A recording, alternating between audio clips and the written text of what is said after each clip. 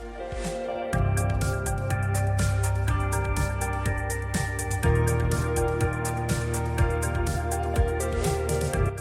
for the love of... Oh, everything okay? No, I mean, yeah. That was my voicemail app telling me it couldn't tell if I had a voicemail or not. Oh, smartphones are the future, man. What a fucking piece of garbage. Finding new ways to annoy us every day. Why would you just tell me that? I'm glad I'm not the one who forgot to put my phone on silent this time. Because it's usually This me. is going to sound sad. It's not usually a problem.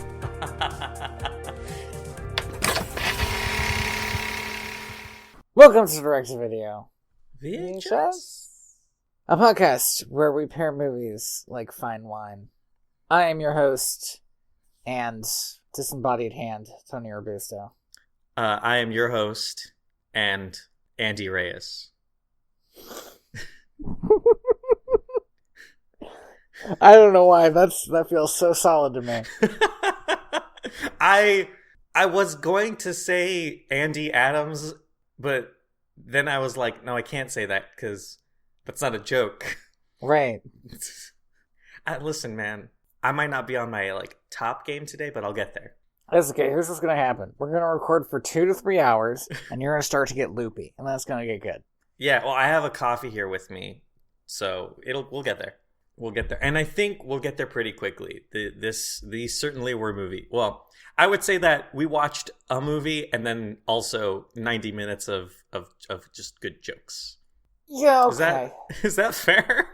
Yeah, it's I didn't dislike either of these movies. Me neither. I dislike aspects of some of them. I dislike aspects of both of them. There's a good 10 minutes of one that I was like, Aspects of both of them that I thought were, really good. What I didn't expect from the Addams Family was that it felt like a story about marginalized voices.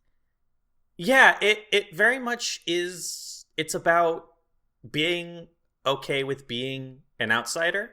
Yeah. I want to just talk real quick about this movie, because this movie was directed by Barry Sonnenfeld. And I'm going to read to you the movies that Barry Sonnenfeld has worked on. Okay?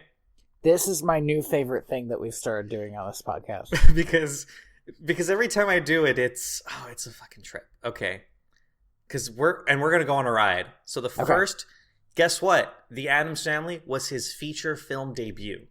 Okay, pretty good debut, I'd say. And his second movie was Addams Family Values. Right. We're coming out strong. His third movie is a movie that I haven't seen called Get Shorty, which I think he did win an award for. His fourth movie was Men in Black. Wow. Now we're going somewhere, right? Now we're getting okay. There. Then he directed a failed pilot. Then he directed Wild Wild West. Okay, cool. All right. Which he followed up with the pilot of the original Tick TV series. Which, all right, okay. And then he did a flop called Big Trouble. And then he did another flop called Men in Black 2. And now we're in the 2000s. Was Men in Black 2 a flop? Men in Black 2 was a critical flop in that it was bad and nobody It had to have made money. After Wild Wild West and Big Trouble and Men in Black 2, he followed it up with, and I don't know if you remember this movie, but I remember this movie, RV, starring Robin Williams. I don't remember this movie, but it sounds like it's a movie about a road trip with a comedian in it, so I know the kind of movie. This is 2006, so we got 5 of these movies around this time. It's right. A very, and I don't think this was the worst one, but it definitely wasn't the best one in that all of them were bad.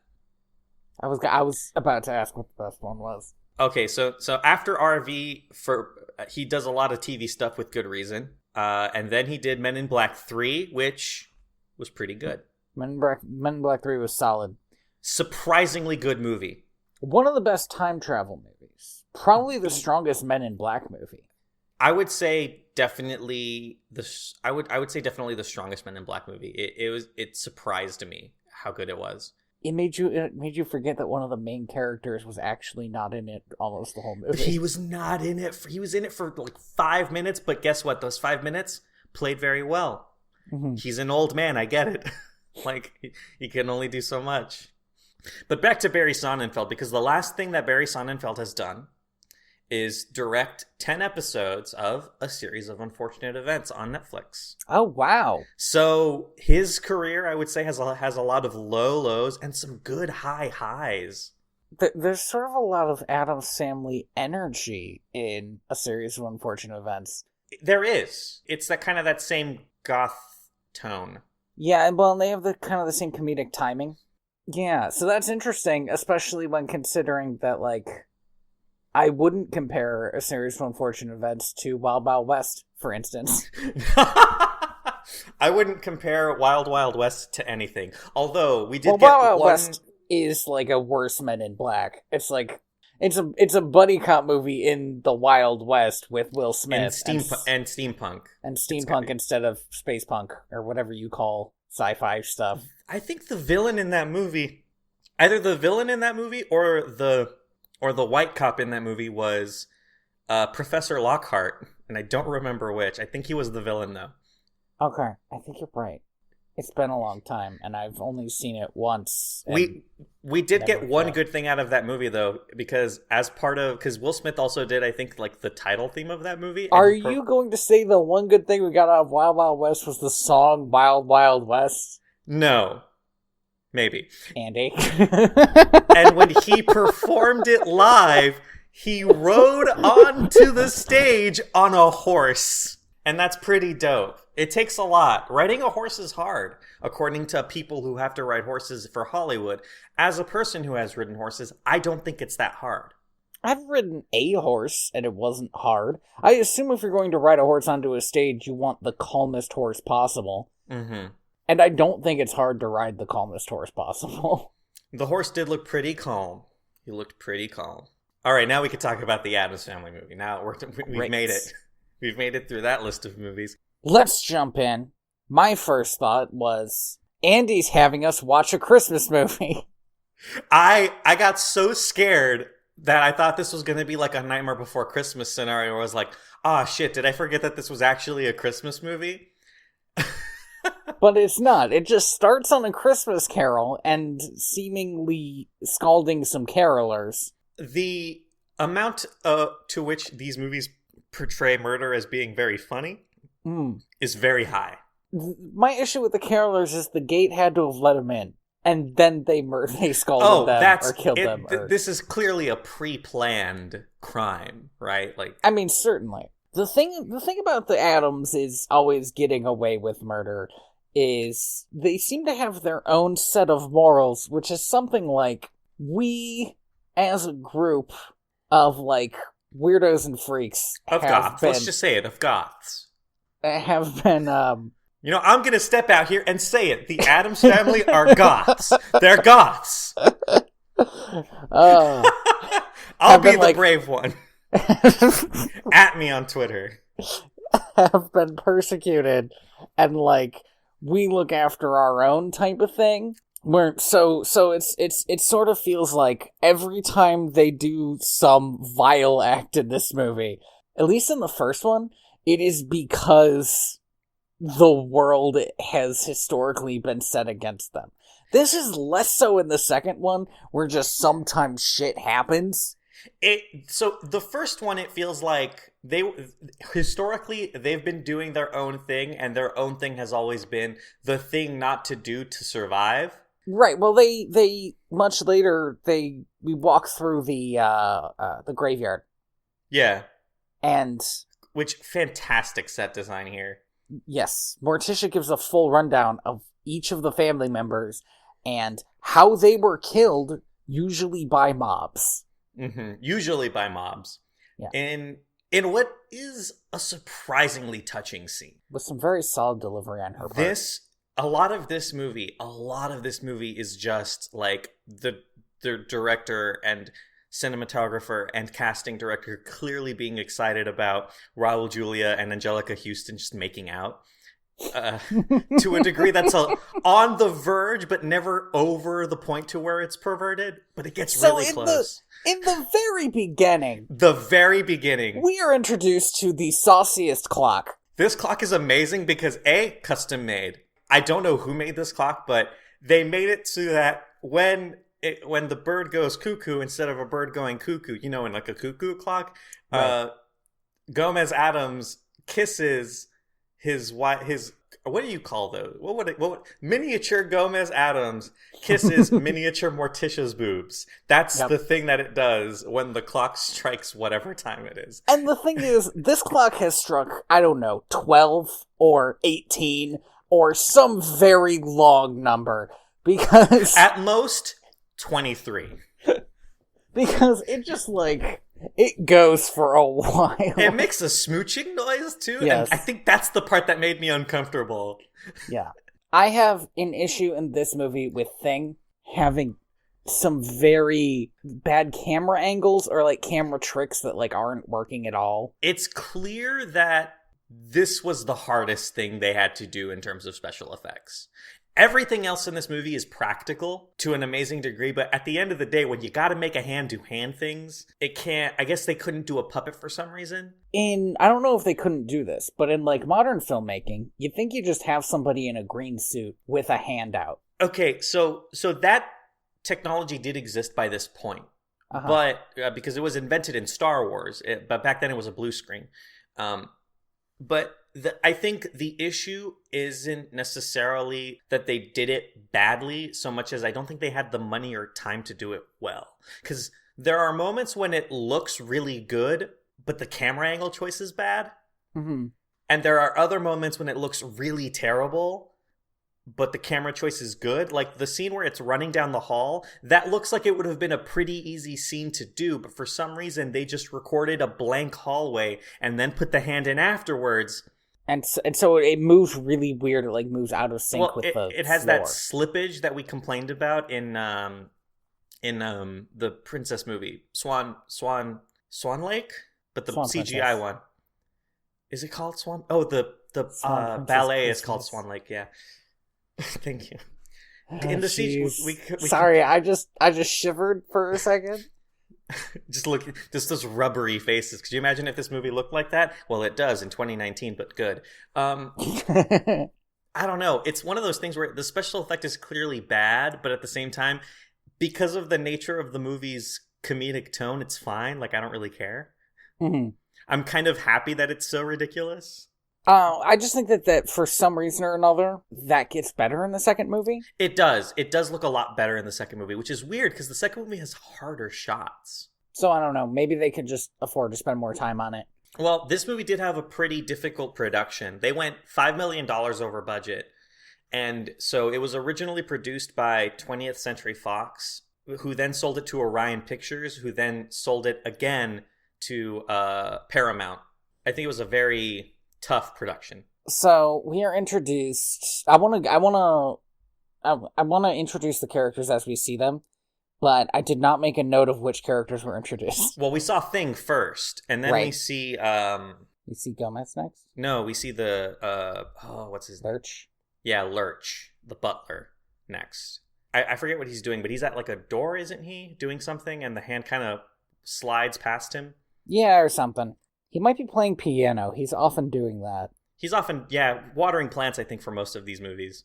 Lurch is kind of a disappointing character in that he's the most interesting to look at, as long as you discount Morticia as extremely interesting to look at for other reasons. Mm-hmm. Lurch, has, facial prosthetics and stuff. Yeah. He looks like Frankenstein's monster. He doesn't do anything. Carol Streakin just kind of looks like that, actually. Really? Yeah, he's just this tall, weird-looking dude. He's been a character actor because of his look, I think, since Sgt. Pepper's Lonely Hearts Club Band. But he's been in a lot of stuff just when you need... I think before the guy who played the fish monster in the fish fucking movie, he was the guy you got if you needed a weird tall dude. We meet Gomez Addams finally. I forget what he's doing. I actually think that this is sort of the moment that we are first introduced to sort of the main crux of the movie, which is the fact that Uncle Fester is dead. Yes, he is looking at Uncle Fester's old room. Fester is dead, and Gomez is almost as sad about it as he is horny for his wife. So he's super sad about it, and then I love how we meet Morticia, because she's just lying on a bed and like the camera is like above her at a perfect 90-degree angle, and I'm just like, did we really have to use this angle? Like, couldn't she just, walk onto the set? Why this way? But a lot of kissing happens here. Well, and this is an interesting... I don't remember who pointed this out to me, but somebody pointed out to me that Gomez Addams is one of the only, sitcom family dads who seems to, love his wife. Yeah. Well, and I guess I do think that that's part of the joke is... Yeah, it's like part of the joke is that they are so in love that it's, gross. But, also, that's not that weird, and it's, that's way better than the opposite, right? So, fun fact, apparently this joke of, husbands not loving their wives was started in the Roman times. Apparently in Rome it was expected that a husband and a wife would not like each other. That, right? Because it's this is just a marriage of convenience. We're going to have kids, and then we're going to, go fuck other people. So much so that one of Julius Caesar's greatest rivals... fell in love with Julius Caesar's niece, actually loved her, and was made fun of for being in love and for being faithful to his wife. For being faithful to his wife? I remember this story. How things have not changed, right? Now we're watching this movie in 1991 where it's the same joke, is this man loves his wife, and that's, the joke isn't that he loves his wife, the joke is that this is weird. Yeah. Why is this weird? It's uncomfortable, but it shouldn't be weird. But it's also sort of framed, especially later, that the Addamses are, more right than normal people. It's more right that he loves his wife, or that they can't stand children's recitals. Which, fair. Nobody at that recital is actually having a good time. But all the other parents are, chatting and clapping, and they're just, sitting there God, this sucks. Kill me. Yeah, they'd be into that. They'd be super into that, actually. The dialogue between Gomez and Morticia is, they dial up that horniness, to 10 and then to 11, and then they break the knob off. Every time they talk to each other, they are, at peak horny, and it is kind of amazing. I think it was in the second movie, but I think my favorite line of... And there's so much of this. There's so much of it. But pick one out of a hat. They're all great. One of my favorites is Morticia says something like, you still love me, the old ball and chain? And Gomez says, always. She's like, go get them. Yeah, just a ton of lines like that are genuinely fun. They're good jokes. Yes. And like I said, just pick them out of a hat. They're all good. Do we meet Tully before the children? Or is he just in my notes and Wednesday and Pugsley aren't? No, because Pugsley? Pugsley. Pugsley. Yes, because we see them... We aren't really introduced to them as characters yet, but... They're not really characters in this movie until about the middle of it. Yeah, but they are playing in that. They're doing sort of a spin on the whole William Tell joke, except Pugsley has the apple in his mouth. Yeah, yes. That, I do think that happens after we meet Tully. Okay, so Tully, who I pretty easily marked as the villain, but put that in a question mark. I wouldn't say he's the villain so much as he's a bad person. He's kind of the most fascinating character to me, because in a weird way, he's the audience's eyes in, because he's normal. Quote unquote. But he's normal, but he has been to the Addams house so often that he's not surprised by any of the shit there. He's just annoyed by it. I would have preferred it if his character... I don't know. It's one of those things where, I don't like it that he's... Because he's not the villain at the beginning of the movie, but by the end of the movie, he's, he basically the villain. Is, yeah. And there's, a weird moment in the middle of the movie where that happens that I didn't like. Yeah, where there's, a turn where suddenly he is making all the plans, and comes up with a pretty solid plan, and then by the end kind of is a side villain again. There's something super cool of having kind of the one normal person in the weird... You know what it is? It's fucking Hotel Transylvania, right? Where you have a normal person who's kind of I'm okay with all of this. but I haven't seen Hotel Transylvania. Really? And I would guess that fair. Hotel Transylvania is kind of the Addams Family. No. Is it not? I know that Adam Sandler is Dracula, but... It's more like Scooby-Doo meets the Boo Brothers. Have you seen that one? I don't think so. That's the one where we find out that Shaggy's related to a Confederate captain or colonel. Oh. I know Shaggy is old money. He is old money, and he's Southern plantation money, unfortunately. Yikes. Which, I'm glad you disavowed your inheritance, Shaggy. Like, man, my uncle was racist. Shaggy's happy. He believes in being free. So.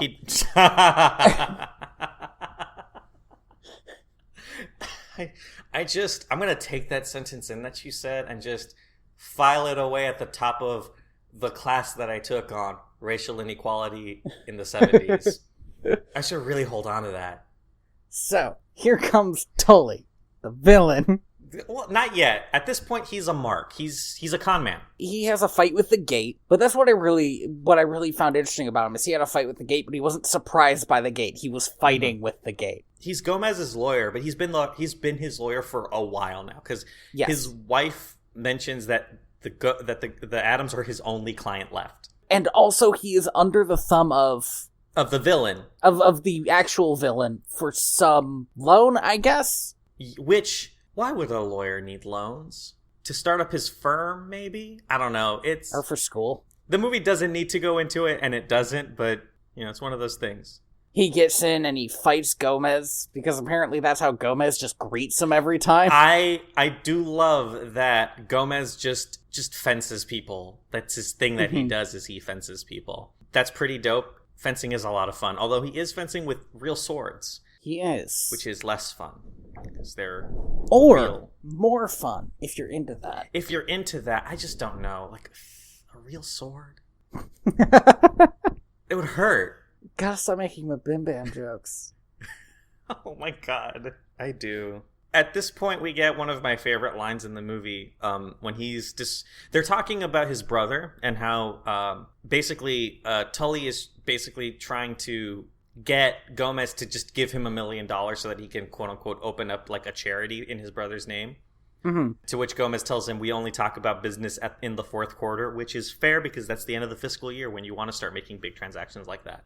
It seems like if Tully knew he could get $1 million at the end of the quarter, that's what he could have told What's-Her-Face. Mm-hmm. Could have been like, just give me to the end of the quarter, I will have $1 million. Like I said, I do think he's just a bad lawyer. He seems to be bad at this. I think that's why the Addams use him. Is because they know he's terrible and they don't want a good lawyer because they hate lawyers? It seems like they kind of like him because they know he's slimy. But also that's that, fair. like... It seems like they could outsmart him if necessary. Well, so something about this is that everyone treats the Addams family. Gomez is a last name, is traditionally a surname in Spanish, which is why I'm Gomez sounds like a last name. It is traditionally a surname, but in this case it's a first name, so I'm going to get mixed up a bit. The Addams family are portrayed by everyone who isn't an Addams as being a bunch of idiots, but then you realize like they're not, they're just weird. And that's kind of part of this stigma is because they're weird, they obviously must be dumb, which has been a traditional truth historically. So it's interesting. But in this moment, when they're talking about his brother, I think Gomez says something along the lines of, some called him inhumanely evil. I called him brother. This might have been earlier in the movie, but it's around this point, and I love that line. Yeah, I think it was then, because then Tully said something about, like, something weirdly redeeming. Yeah. I like the line that he said, kind with animals, so good with children. They never proved anything. Oh, man. Also, at the same time that this is happening, Tully's wife, whose name I don't think I got, which is too bad because she comes back in the next movie. And has the best character arc in this one. She's Margaret Alford. Is getting donations from Morticia for the Widows and Orphans Fund. According to Morticia, we need more of them. Which I thought was a way for her to also get some money out of the Addams. But later it turns out that that's just like a legitimate thing that she's also doing while her husband is scamming them. Particularly, so this is the golfing scene, which I think is a good scene. This is the most, I think, sitcom-y scene of the movie is because, you got the angry neighbor. Yeah, just like I want to get Tully out of the house. The one thing that's important is that we see Gomez go down to the vault, but we just like hear animal noises. Oh, he's definitely lion taming in there. There's like whips and stuff. Yes, and then he comes out with all this doubloons. It's like Spanish doubloons. These are like some Pirates of the Caribbean ass doubloons. Yes, that he gives Tully, and then Tully leaves. Now we can go to the golfing scene. Basically, Gomez spends his time doing some driving range practice on his balcony. He's so good that he can drive his shot past the cemetery all the way into his neighbor's second-story dining room. Who the fuck has a second-story dining room? Maybe all the bedrooms are on the floor, Andy, for fire safety. What? Think about it. No. What if there's a fire at night, then everybody can get out easier. What? No. Taps my temple. First of all, it's not a kitchen, it's a dining room.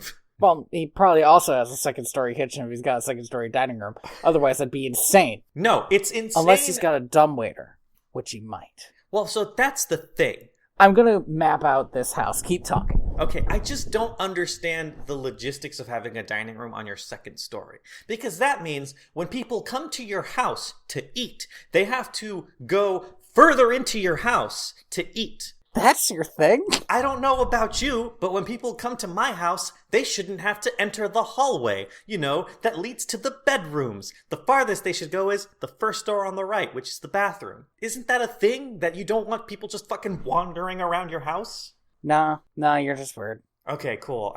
You have to have one bathroom open to throw coats there. Bathroom, bedroom. You have to have one bedroom open to throw coats there. Yeah, that's why don't you throw have your coats in the bathroom. People need to poop. Hanger. Nobody gets a coat hanger. You could throw them in the bathtub because nobody should be taking a shower. What?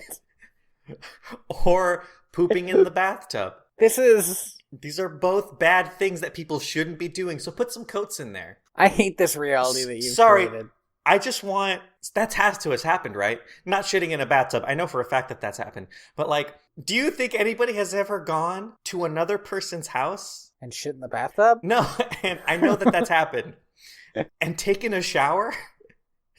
Well, yeah. Because that... Sometimes you have to shower at somebody else's house, man. But if you're doing it in hey, I invited all of my friends to this casual Christmas party, and then one of them went upstairs and took a shower. Yes, that's definitely happened. Yes, it's fucking weird. You're breaking so many, social rules at that point. What if you get something spilled on you, but you're living in a rom-com? Hmm? Oh, and then it's but there's only one shower. We have to share. You can just take turns, you idiot. Well, no, then it's you go to the shower at your friend's house because something got spilled on you. But then the person who hates you but now feels bad that they spilled something on you takes your clothes up. But oops, you're still naked. Because of course you are, because they have your clothes. Mm-hmm. So... Wait, did they wash your clothes while you were taking a shower, or did they get you new clothes? These are borrowed clothes from the house. Oh, you know whose clothes they are? They're her ex-boyfriend's clothes that he had left. That's who it is. We are writing an amazing... what channel would want this? Hallmark channel, maybe? We could definitely Hallmark. Oh, easily P.S. Hallmark. And then very off topic. The Addamses are people who are very open about their love and don't need a rom-com. They don't need a rom-com. We're going to pitch this to Hallmark. Probably the most villainous thing that Gomez Addams does is constantly shoot golf balls into his neighbor's house. He could just shoot them somewhere else. He could literally just turn 90 degrees and shoot them into what seems to be an endless plains behind his house. There must be a reason for this, but he doesn't actually seem to dislike his neighbor. I think he thinks it's fine. Yeah, he might just think it's fine. I feel like if his neighbor had gone on his roof, put down a golf ball, and driven it into his window, he'd be like, good shot, man! He probably would, yeah. By the way, Chekhov's neighbor. We're going to put him up on that fucking shelf, and we're going to see him later. I did not expect to see him again, and it was a solid payoff. It's a solid bit. So now we get to meet Christopher Lloyd. Oh, man. In the beginning of this movie, I thought had a very unusual role for Christopher Lloyd. But by the end of the movie, I think he fits into it well. The thing is, Christopher Lloyd always plays somebody weird. But the He's always somebody who's, like, independently weird. Here's the thing about Christopher Lloyd is that, I think he's just always been like this. Because I've seen him in so many movies, from like One Flew Over the Cuckoo's Nest to Back to the Future. Anytime he walks on screen and he just Christopher Lloyds it up, it's like, man, you've just always been like this, obscurely old and weird. Like, because I don't think Christopher Lloyd was ever young, right? Like, he was like he's like Benjamin Button. He's just always been 40 or 70 and loud. What's the John Mulaney quote? Yeah. Right, he's somewhere between 30 and 80. We don't actually know. But I will say something weird, which is that Christopher Lloyd doesn't work this fat suit very well. Because Christopher Lloyd is clearly a very thin man. Christopher Lloyd's a thin dude.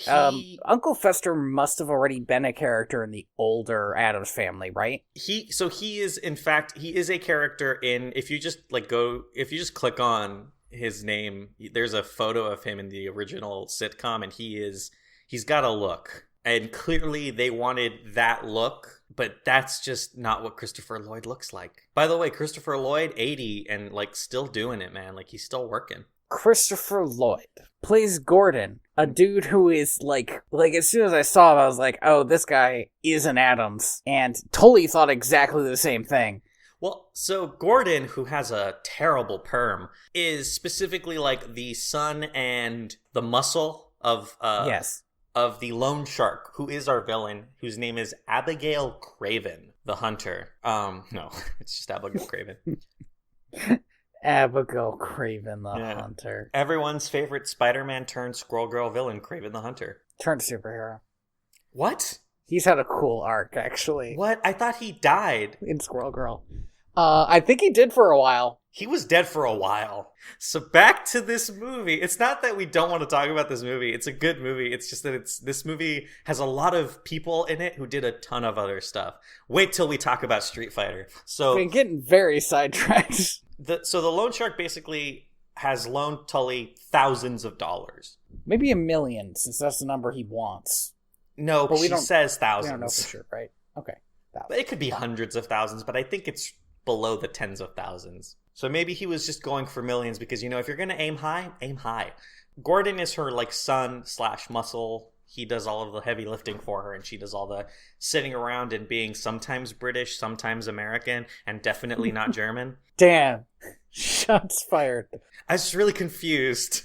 Yeah, so they hatch a plan because she realizes that the Addams are rich, and Tully realizes that Gordon looks exactly like Fester, the missing Addams brother. Yes. Tully and his wife, what the hell is her name again? I'm just going to write it down now. Abigail. Or we could just call her Craven, because that's a good... No. Craven's not the... It's too cool for this aging white lady. Not Abigail, then. His wife. Tully's wife. Sorry. Oh, I'm so sorry. Tully's wife is Margaret. Margaret. Another real basic white lady name. Like, so sorry for anyone named Margaret, but like that is, it's a real like blending in with the trees kind of name, As white people always do. It leaves your brain the moment you're not looking at it. White people are known for blending in with the trees. Okay, listen. We are known for our oneness with nature above all things. All right. Listen, we're going to talk about Native American shit in the next movie. We don't have to get to it now. They go to like the 25th anniversary of the Fester seance. So here's the thing. Gomez, for a lot of this movie, you think that he totally straight up just murdered his brother and then they just say he's missing. Until this point when you realize that they just got into a fight 25 years ago and he hasn't seen him since, and I guess assumed he was dead or is using ghosts to try to get to him. Yeah, it is weird that he's assumed to be dead. I guess 25 years is a long time for somebody to be missing. But they had a fight and then he disappeared. Could mean he never wanted to talk to him again. But then if they had a fight and he disappeared and then like never came back for their parents' funeral or something. It's not clear. It's not 100% clear to me what the timeline is. Yeah, when the mob got to the parents. Got to, what was it? Momums and dadums? I think what? According to Morticia, the kids knew them a little. So they must have died after he left. Okay. Yeah, so it's clear that there's some history here. And so they do the seance, and Tully's there, and his wife is there, and who's that? Knock, knock, knocking at the door. Yeah, it was a very well-timed knock, because... So, almost suspiciously well-timed. Mother, what is her name? Her name's just Grandmama. Grandmama, who we did not introduce, but she's like, she's Morticia's mother, and she's like an old witch. Just picture an old witch. You got it. Hold on to that. That's her. She like yells for a knock, and then somebody knocks. So it's pretty solid. Good planning, I suppose. But because you never know with spirits, you gotta ask again to be sure. Like, this is Seance 101. They gotta do it twice, otherwise is it even real? Well, that's just science, Andy. Mm-hmm.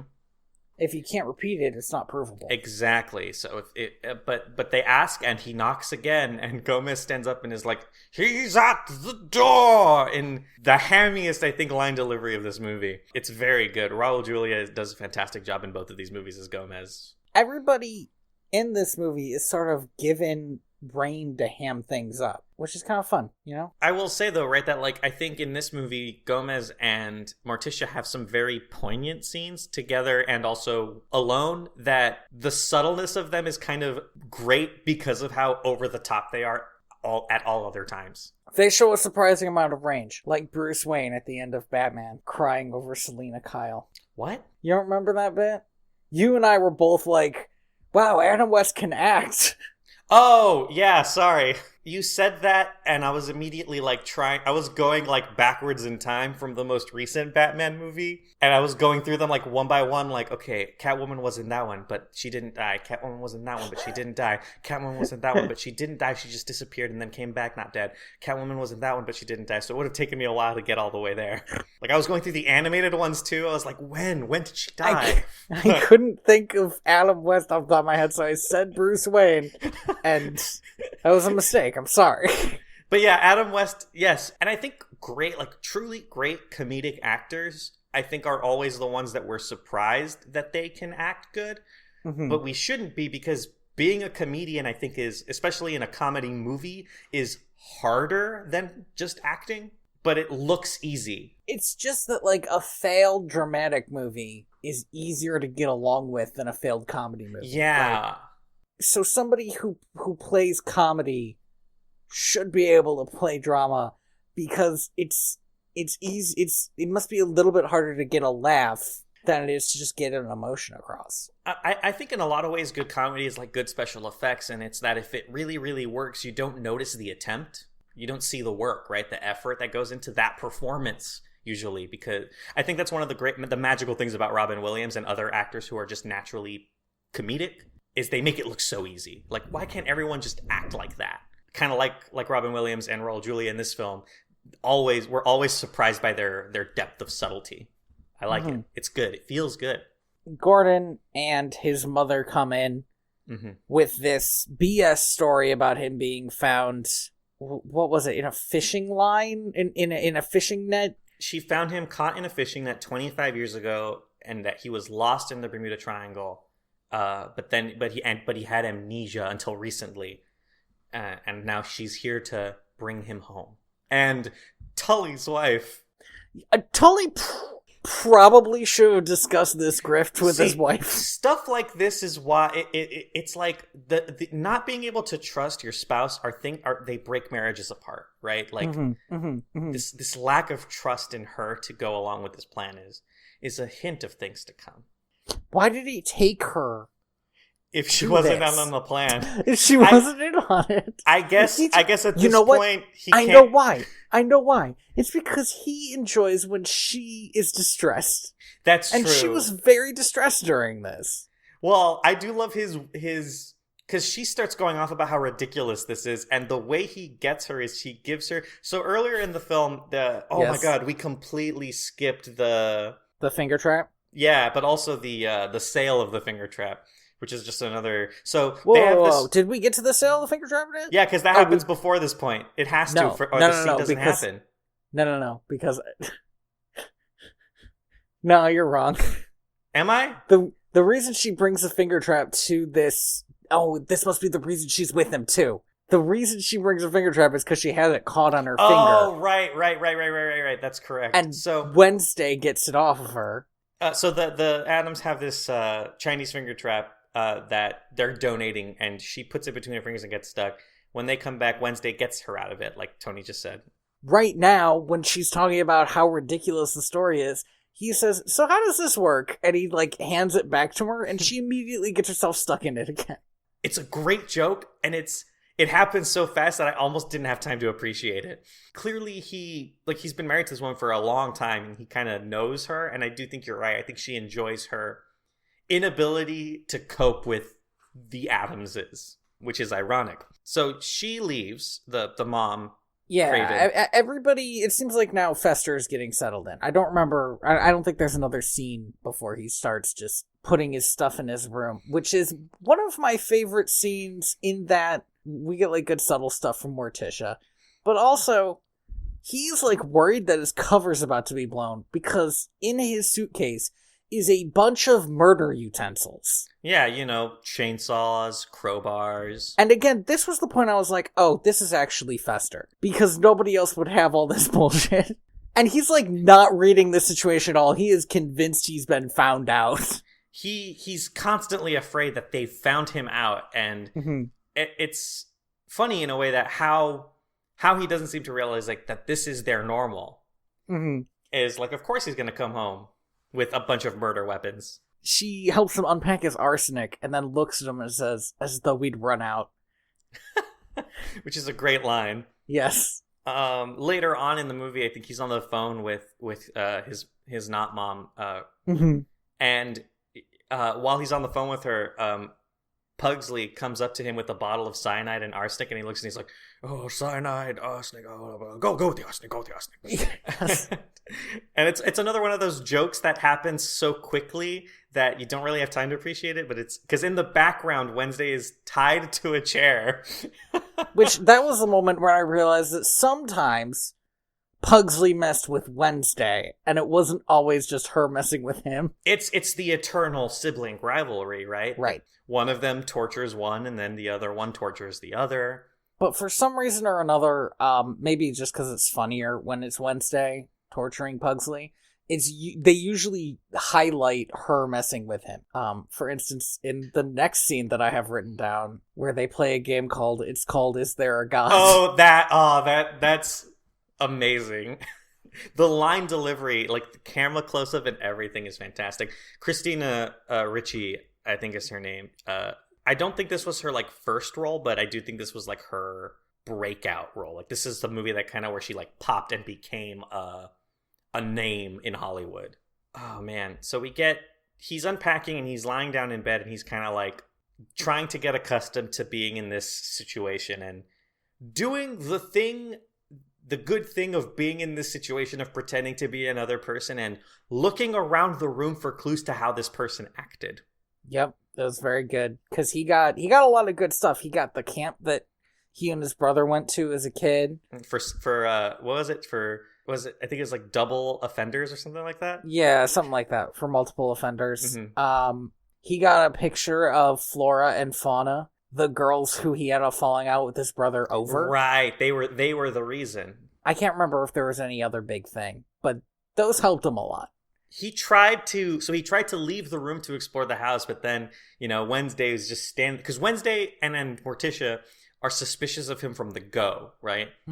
Well, here's the thing. Wednesday says Morticia is suspicious of him, but I never really see her as actually being suspicious of him. So, and I do think that this is good writing and not a mistake. I think Wednesday thinks that Morticia thinks he's faking it, but what's actually happening is that Morticia isn't suspicious that he isn't Fester, but is suspicious that he is. Because she spends the whole movie talking to him about being an Addams and what it means to be an Addams. Right. And is he the Addams that we know, or is he the Addams that he wants to be and stuff like that? And she's pushing him towards figuring out who he really is. The way this kind of, in my mind, breaks a little bit is, so I can understand the kids being suspicious of him because they've never met Uncle Fester before. But if my brother was gone, even for 25 years, and then came back. I thought you were going to say even for 20 minutes. Well, if he was gone for 20 minutes, I think I'd be able to tell if it was him. But even if he was gone for 25 years and then he came back, I would like to think that I'd be able to say,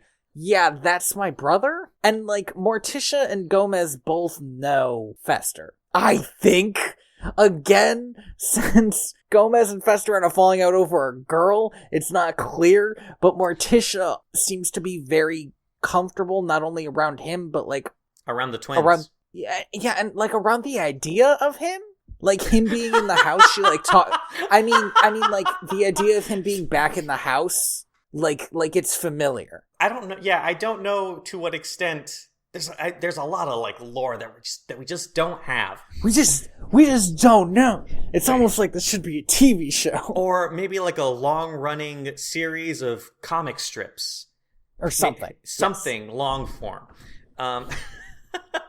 At the same time, I think that people think that if they hadn't seen somebody for a long time, they would recognize them. And maybe for the most part we would. But how many times, like, have you seen somebody from a couple years ago where you see someone and you go, is that actually that person? And there's doubt, right? Like, or you see somebody, like, in Walmart and you're like, is that my 4th grade teacher? Here's the thing.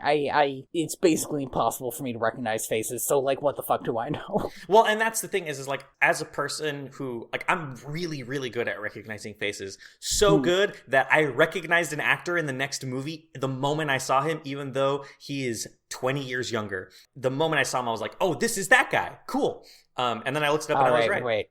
Which that guy? The love interest in the next movie. The kid? Yeah, so that kid is A, the elf in the Santa Claus, and B, he was the main character in the hit, quote unquote, hit TV show Numbers, spelled with a 3, which I loved watching. He has been playing the same role for a long time, huh? Yeah, like nerdy, adjacent to Jewish. Because he is Jewish, and that's just kind of the role he's played for a long time, yeah. The elf wasn't Jewish, probably. Unless the elf was Jewish, that elf that he played. In which case... possible. I think I would like to think Is it that possible, though? I would like to think that even if they are, enslaved to this dude, that maybe he gives them freedom of worship. Like, at least give them that much. Who knows? Okay, but how do you be Jewish while working for Santa Claus? Santa Claus isn't inherently, like... He just because he's like a Christian saint doesn't mean anything. Clearly, he's just a magical dude who fucking flies around and gives people gifts. That's not he's inherently just a magical dude who flies around and gives people gifts. That doesn't disprove the existence of your god.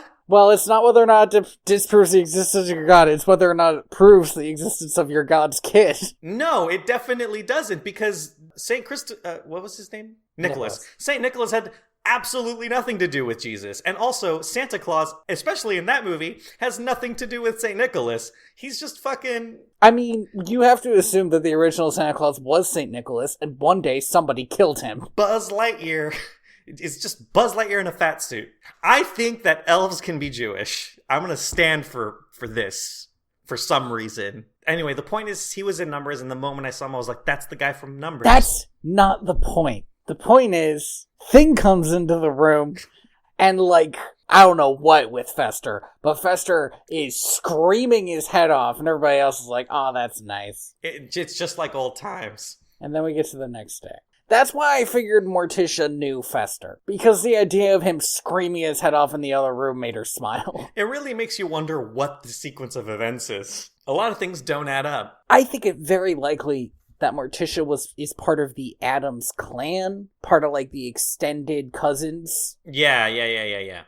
So, like, I don't know, maybe they knew each other for a long time before she and Gomez got together. Because, like, there's no way she's normal, and it turns out Gomez isn't normal, despite what I had originally thought coming into this movie. I don't know, I thought so too. I definitely remember it. I mean, he's definitely, I think, of them, maybe not in this movie, but in general, the most presentable to society. Well, the kids are perfectly normal-esque, except for the fact that they seem to be able to basically kill each other. Well, and also that it looks like they just walked out of, like, a 17th century Protestant painting. Well, only Wednesday does. Yeah, sorry, Pugsley Pugsley looks like he can be normal. You know what really throws me off about Pugsley isn't the fact that he wears a striped shirt, but that it is a strictly black and white striped shirt. If it was red and black, I would be like, yeah, you could wear that to school. But white and black is like, oh, you just escaped from somewhere. I don't know where, but you just escaped. I mean, it's probably because originally it was in black and white, right? Like, it's probably just whatever costume the original Pugsley had. Well, I mean, it was originally a cartoon, right? So, and which also I think is traditionally a black and white medium.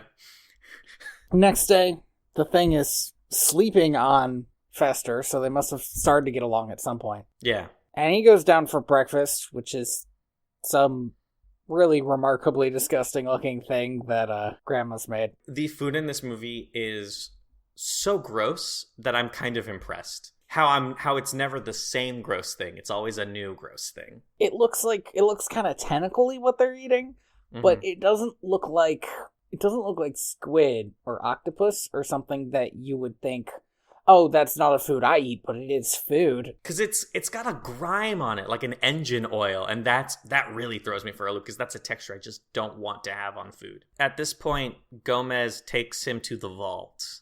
Yes.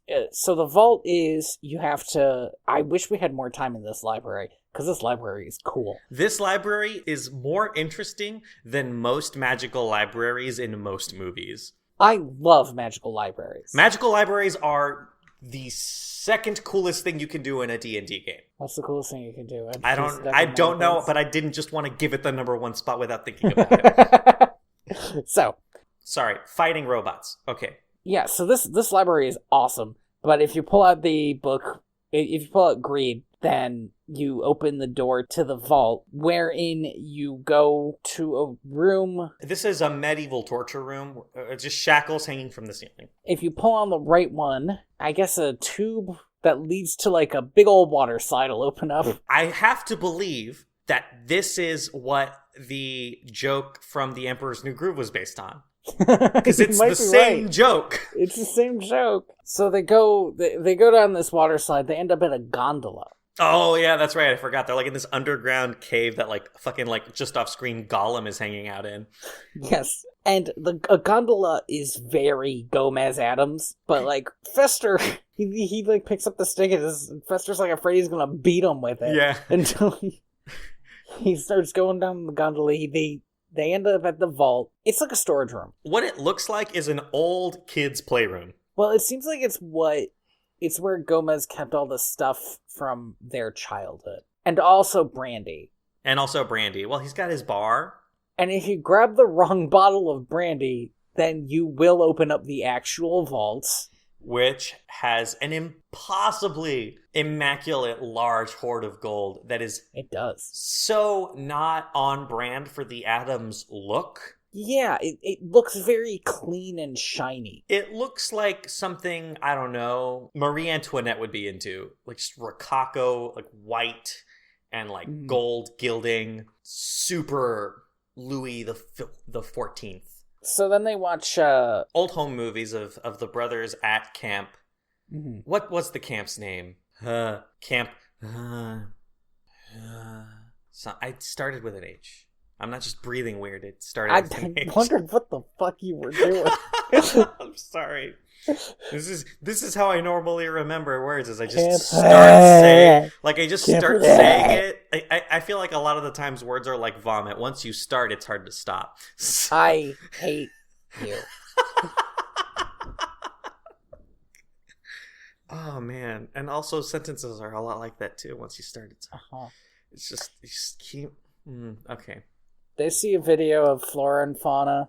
Oh, that's right. They're watching this video of the ball. Gomez has apparently just been rocking that mustache look for a while. They do not look that different, either of them, 25 years ago. Yeah, they look pretty similar.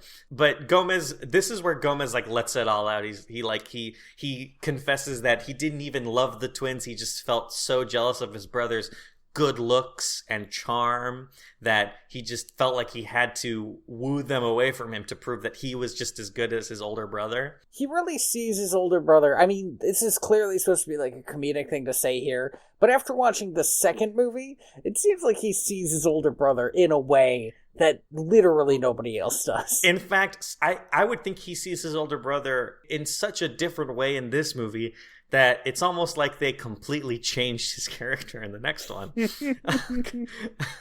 But yeah, he definitely sees something in his brother, which is more than most people see. Throughout all this, Fester has been getting some stuff wrong about their relationship and about their history. Just like little stuff. It's not yet enough to make Gomez suspicious. He's getting suspicious, but he's not. He still wants to believe that this is his long lost brother, you know, and that this is his chance to repent for his sins. Yes. To make amends.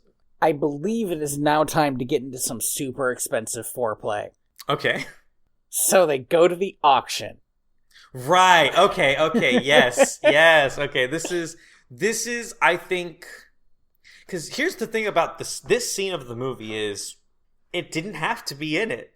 The rest of the movie works pretty well without it, but clearly they just were like, we're 10 minutes short. What can we do to fill 10 minutes of time? We're going to have them go to this very pretty normal auction to raise charity money, and they're just going to start fucking going to town while bidding on the thing that they donated to the charity auction, which I think kind of adds to the sort of absurdity of the situation. But the thing I don't like about it is how into it the caller seems to be.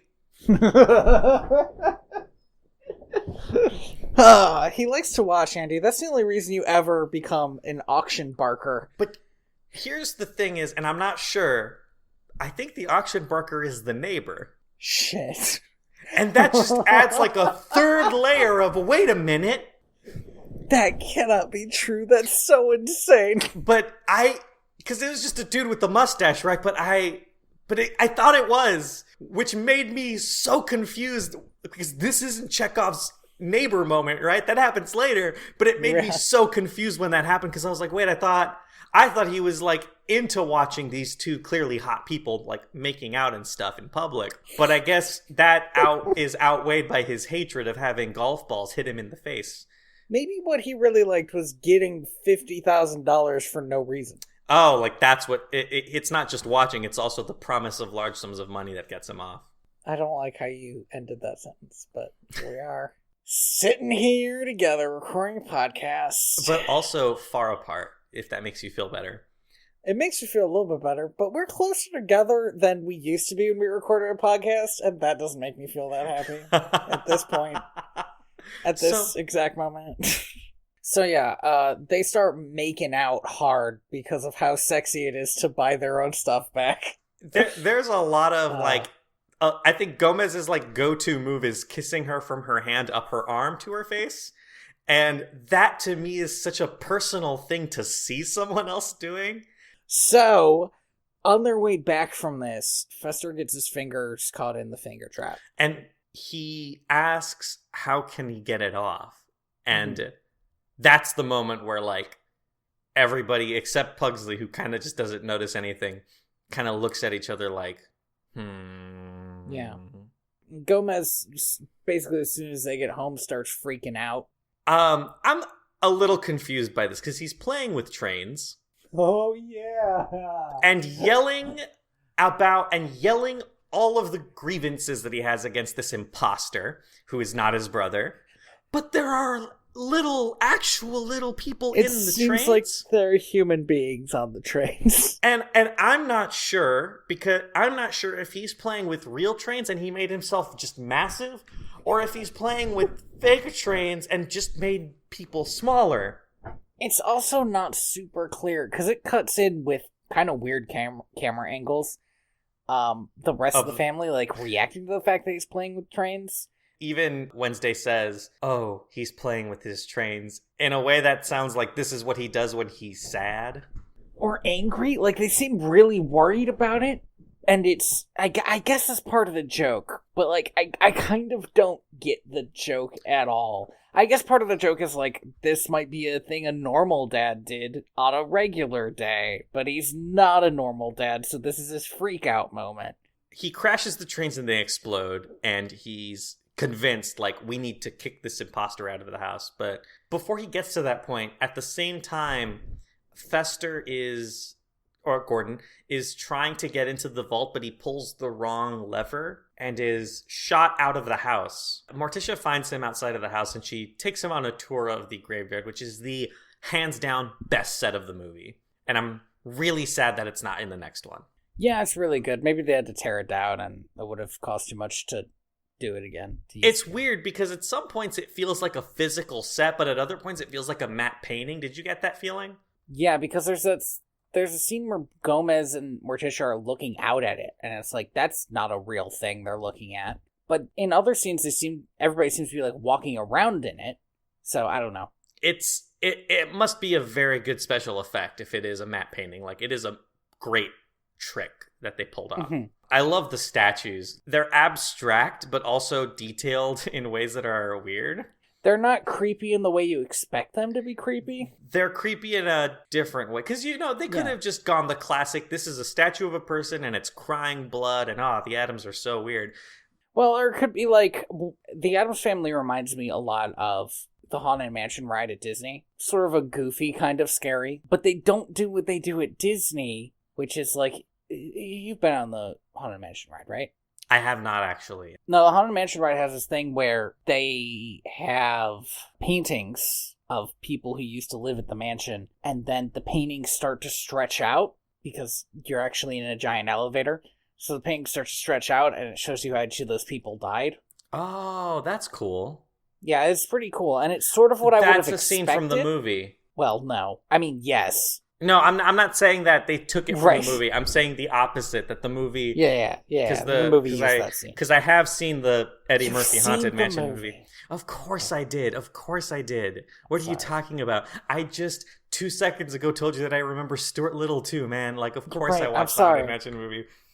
Starring Eddie Murphy. Of course I did. Oh, what the hell was I talking about? Oh, so instead of like showing how each of these people died... Mm-hmm. Which is sort of what I expected. It has more abstract versions of them, or versions of their fates. They're all in the style of like prehistoric Venus figurines, which if you've ever, studied Paleolithic statues, you know what I'm talking about. Right. Well, they wouldn't be Venus, but yes, I get what you're saying. But yeah, because their portrayal of anatomy is very exaggerated in ways that are comical. Mm-hmm. But then at the same time, you have, like, I think one of them, like, their aunt was killed by, like, 15 bullets from a mob. And you see on this, like, abstract statue, A, her screaming mouth, but B, 15 bullet holes in her torso. Mm-hmm. And that's fun and creepy in a fun way as opposed to a creepy way. But the one statue that I want to talk about, and we get the name later, is Uncle Atlas, who is just this massive muscular statue. Did he hold up the sky? I'm so curious about Uncle Atlas. Like, what is his deal? How did he die? By the end of both of these movies, I wanted to know everything about, like, how long has the Addams clan been around? What were their ancestors like? A bunch of stuff like that. Oh, especially when we get to the classroom in this movie, actually. Oh, yeah. Because I had some thoughts. So, what really struck me with this scene was... Morticia walks Gordon, or Fester, if you like, through the graveyard, and like you said earlier, tries to, like, talk to him about what being an Addams is. And she reads the family motto off of his parents' plaque, which is, "We gladly feast on those who would subdue us." Which is a kick-ass motto. Like, that is metal as hell. And it's such a great motto for people who... Nobody in there is in there of natural causes. They're there because people hate them. Because they don't adhere to society. Society shuns them, but they don't... I don't know, like, while they are disgusted by things in society, I think they're disgusted by things that it's okay to be disgusted by. They're disgusted by things that I'm disgusted by. Yeah. And I'm not looked at as weird about it. So I like the idea of this family who has always been outcasts. And at some point they were like, yeah, but we'll just constantly fight everybody who wants to pick a fight with us. And they live up to this, "We gladly feast on those who would subdue us," in these movies. Oh, yeah. But the thing is, right, is like the Addams don't go looking for a fight. They just want to live their lives. It's when other people try to fight them that they're like... they swindle them. Exclusively swindle them. is the only thing people ever do to the Addams. Well, I mean, it seems like in the past they would burn them at the stake and other stuff. Well, pulled apart by horses is one of them. Yeah. Which was a pretty classical execution method back in the day. But a sucky one. Yeah, that one's, I think, pretty bad. Gordon has called his mother because he realizes they're onto him. She comes in as I don't know if we rightfully established this, but she claims to be a doctor. A German doctor. A German doctor. Yes, she gives therapy to Gomez, and she says the reason you suspect Fester of something is because what she call it, like detachment? Displacement. Displacement. Which is an actual, like, thing that people do. So his brother's been gone for a long time, and he's felt a lot of guilt about this, so he's putting this guilt on his brother, and now actually suspecting him of stuff. And it's probably a little bit true, is the kind of interesting thing about this. It's also a bunch of bullshit, because Fester is actually trying to con them. It's one of those things where it is total bullshit, but I think a part of it is true. Well, it wouldn't work if it wasn't a little bit true, I think. Yeah. Oh, but what I really love is she says she knows what's going on, and it's not pleasant. And Gomez, who has been so, like... distraught. Bleak and distraught at the idea of hearing something unpleasant, gets really jolly. He's like, oh, great. He sits down and holds his wife's hand like, oh, Yes. we're about to hear something that I don't want to hear. Yeah. That joke is, I think, a joke that they do constantly, and I really like it every time. Because it's an easy joke to do, but they always put a lot of effort into it. Yeah, and they always hit it really well. While this is going on, Fester starts playing with the kids. He is abhorred by their lack of being able to properly kill somebody. Yes. Which is like, every time that Fester had a scene like this, I was like, yeah, this is actually just Fester. You can't trick me, movie. This is clearly him. So, I haven't seen this movie in so long that for a while I was like, maybe he's just a weird dude, and... Nobody's that weird, though, right? But that's the thing is, my thought was the way the movie was going to end was he would confess that he wasn't Fester, but they would still accept him as part of the family, because they're the Addams, right? Like, that's what they do, is they accept people for who they are, as long as they're not politicians or orthodontists. And I feel like they could have easily done that because of how the ending happens. Fester teaches the kids how to properly stab each other. And then he agrees because he finds out that the reason that they're playing around is that they're practicing for a school play. So he's like, I can't do a Christopher Lloyd right now, but he agrees to help them with it. You've got. I just realized that I just got to say I've got to go back, Marty, and then I'm in, right? You've got to stab him in an artery, Marty. Just stab him right there, right in the artery. Major veins. Wow. There, I found it. And that means that later in the movie, I got genuinely sad when Fester refused to go to that play. That, again, Christopher Lloyd. Like, this is a scene that's so poignant, because he's telling them that he doesn't want to go, and he's, like, in tears. It's so good, and I'm like, I'm crying with him. I did cry, because, I'm a real baby back bitch when it comes to movies. I just... sob. They have a plan that they're going to break into the vault during the play because no one's going to be home. So before the Wednesday and Pugsley do their reenactment of, I think, a scene from Othello or Hamlet. It might be the ending scene in Hamlet. I think it's Othello because I feel like I would have recognized Hamlet a little better than I recognized this. One of them's dressed as a pirate. Is there pirates in Othello? Maybe it's the, what's the one where they get stranded on an island? That one has pirates in it. There's pirates in Hamlet, but you never see them, so I don't think pirates. It's Hamlet. I do love that in the middle of Hamlet has a pirate adventure off screen, but... Maybe the Tempest? What happens to the Tempest? I think the Tempest is the one where they get stranded on an island. Maybe the Tempest. Whatever, it's a play. Here's the thing, though, is before that play is like a bunch of kids dressed up as flowers. I want to go before this. Okay. For a second. Because before this, Wednesday's teacher takes Morticia aside. Right, that's right. And so she's worried about Wednesday. And we find out that Wednesday's hero, I didn't write down her name, but she's like a great-great-aunt or something. Mm-hmm. So it's someone she's related to who got burned at the stake. And she like drew a picture of her being burned at the stake. And everybody else's is like a celebrity. And it's like Wednesday's hero is somebody she's related to who went through massive hardships instead of a celebrity. And even in a normal kid, that would be absolutely great. I would love that. Your hero shouldn't be H.W. Bush. What has he ever done for you personally? It takes a lot of imagination, I think, for a kid to pick a hero that isn't just the president, right? Or right. a famous singer, right? I do love when she says that singer who is no longer famous, because I have no idea who that person is. Me neither. I think Morticia's response is, have you spoken to her parents about this? Yes. I think if I was a school teacher and a kid was like, my hero is this witch who was burned at the stake, I would be so proud of them. Like, this is a kid who has an imagination and they're willing to use it. An imagination and maybe like a reverence for their own ancestors in a way that like you shouldn't have a reverence for a famous singer, because who gives a shit? Because who cares? Unless that famous singer is somebody cool. Well, here's the other thing. We're about to get into the next thing, which is like the Addams kids have a way better play than everybody else. Man, they fucking went to Gallagher for their play. And also, they're just doing a Shakespeare scene.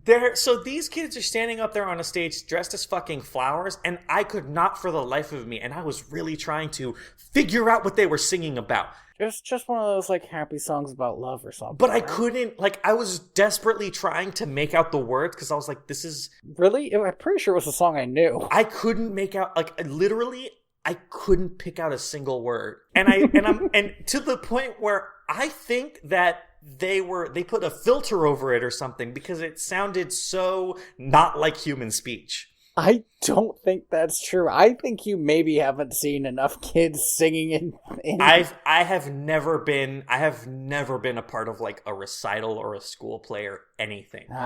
See, this is the nice thing about having gone to a public school. I went to a public school. What are you talking about? Yeah, I didn't. Oh.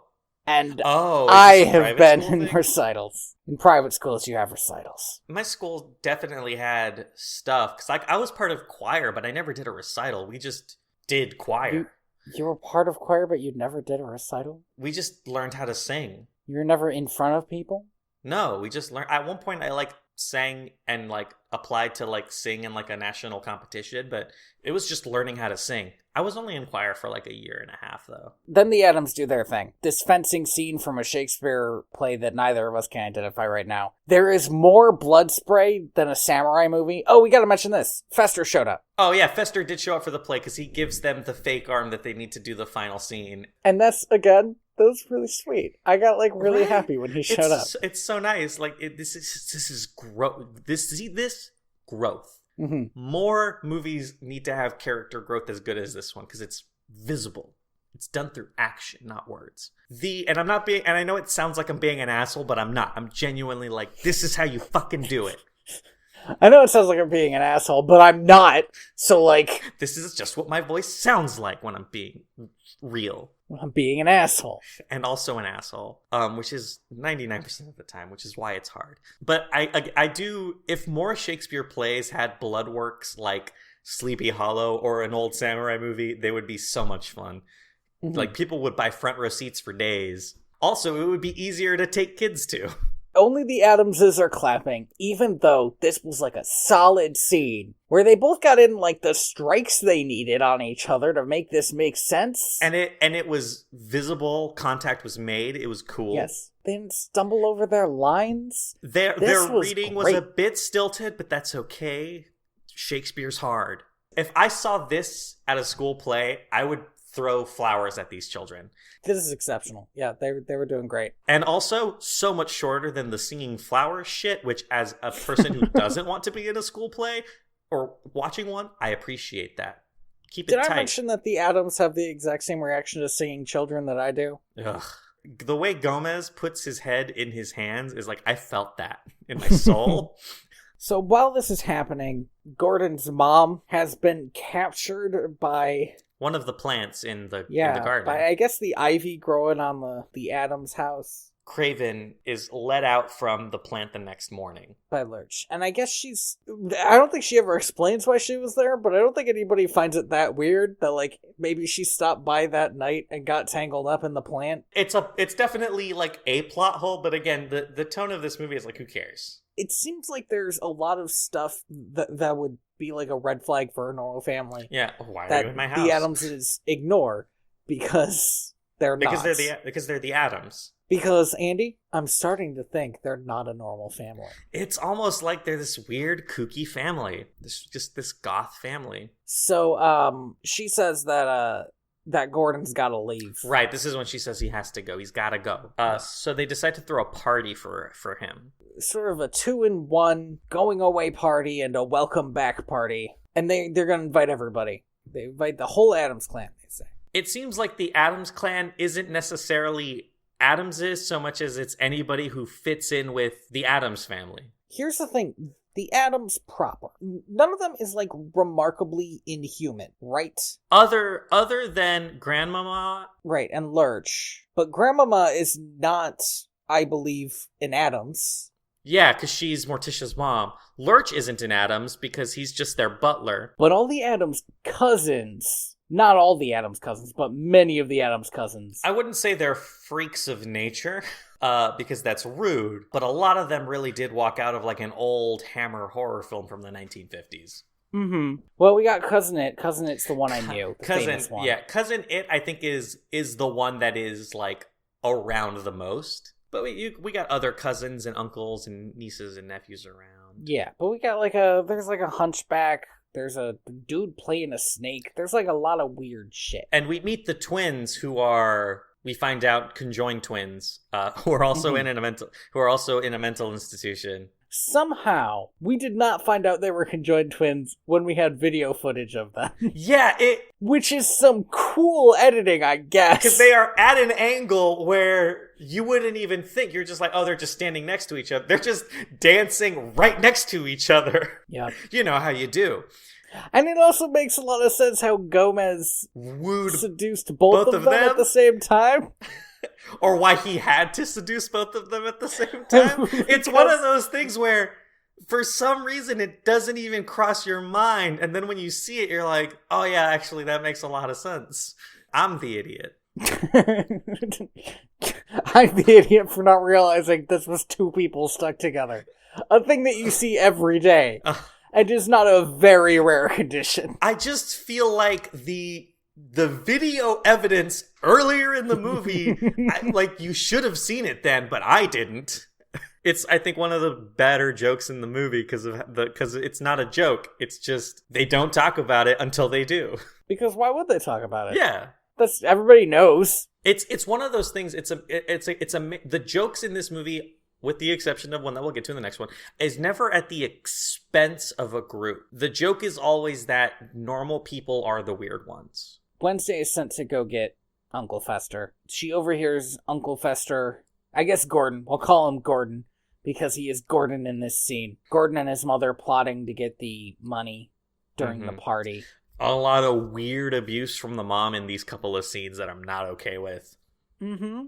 Yeah, she's a weird abuser. It sort of explains why he's sort of a different person with her than he is with the Addams. Mm-hmm. He goes chasing after Wednesday, but Wednesday has disappeared, and so he has to go down to the party to, save face. But kind of immediately when he gets down to the party, it is no longer about saving face. It is, he's just having a great time. Just all of these people who accept him and aren't assholes. Very complicated dance with his brother that he knows. He just knows it. Why would he know this mamushka? Which sounds like it should be a real word, but I don't think it is because I just Googled it and I'm not getting anything except for the Addams Family Wiki. So I don't know. The interesting thing to me about the mamushka is that it's been in the Addams Family tradition since who knows what, but that they danced it while Nero fiddled and at Waterloo. The Addams family has been around since the time of the Romans then. Yeah, why not? Also, Nero didn't fiddle. Fiddles didn't exist back then. It was more of a lyre-like instrument. So he would be plucking it. Nero. Good times. You know, the great thing about Nero is he didn't want to be emperor. He wanted to be an actor, and that's why the Romans hated him. Specifically. Obviously, the Christians hated him because he killed a bunch of Christians, but the Romans hated him because he wanted to be an actor, which back then was seen as derogatory. Like wanting to be a prostitute in today's terms. I'm not saying that that's bad. Just whatever. Let's get back to the movie. Wow, all I had to do was not say anything, and man, were you digging down. The great thing about me is I always have a shovel and I'm always willing to dig. You can't say shit like that, Andy, because I was about to cut out all that Nero shit, and you said I always have a shovel and I'm always willing to dig, and that's like a decent line, right? And I feel like we don't have enough of those. I have been told by other people that I'm surprisingly quotable, and I don't know what that means. I've started doing excerpts of our podcast to put along with the podcast. Mm-hmm. The one I picked the last time was Babe herded some sheep and also cured racism. Because that was my favorite thing of our last episode. Oh man, that's like the end of it too, or the middle of it. I guess that's the way we do these episodes. God, we're 2 hours in and we're almost done with this movie. Yep. And I have so many notes for the next one. So it seems like Flora and Fauna should not have been invited to this party. Just saying. But it seems to go great. It kind of feels like they were invited specifically because this was a party for Fester. They do this very elaborate dance, and Gordon has a great time, and he goes back to his mom, and this is when we get some more super weird abuse. Everybody has to go find Wednesday because she has disappeared. Because she has been missing, I think, for half of the party, and it's late. Yeah. Gordon or Fester. I guess I'm trying to call him Fester when he's interacting with the Addamses? With the Addams, but I'm not sure if that's a distinction I need to keep making. I just like saying both to remind people that Gordon and Fester are the same person. How about that? What a twist. Gordon tells them that he'll stay behind to see if she comes back. Mm-hmm. Tully makes a move that is pretty clever. He's had a lot of hats this movie. This is the moment where he goes from being a stooge to being the villain. We don't get to see the whole plan yet, but when they get back to the house, the gate is locked, and Tully says he has a restraining order out on them, or that Fester has a restraining order out on them. And then it turns out that the way this freaking works is that the judge who gave them the restraining order and who says that Fester owns everything lives next door to the Addamses. And in a cruel just twisting of the knife says the only thing Gomez has to his name is a bucket of golf balls that I assume he's just been saving for a moment like this. We did forget an important part of the party though, which is that at this party, Tully has his wife dance with cousin It. Okay. And she is not happy of having to entertain this living Muppet. Excuse me, Andy? That is a ridiculous thing to say. The Muppets are already living Muppets. Sorry. I'm sorry. I broke kayfabe there. We'll just cut all that out. She isn't happy about having to entertain this Muppet. And Cookie Monster eats. Kermit loves. Miss Piggy grows, Andy. She grows.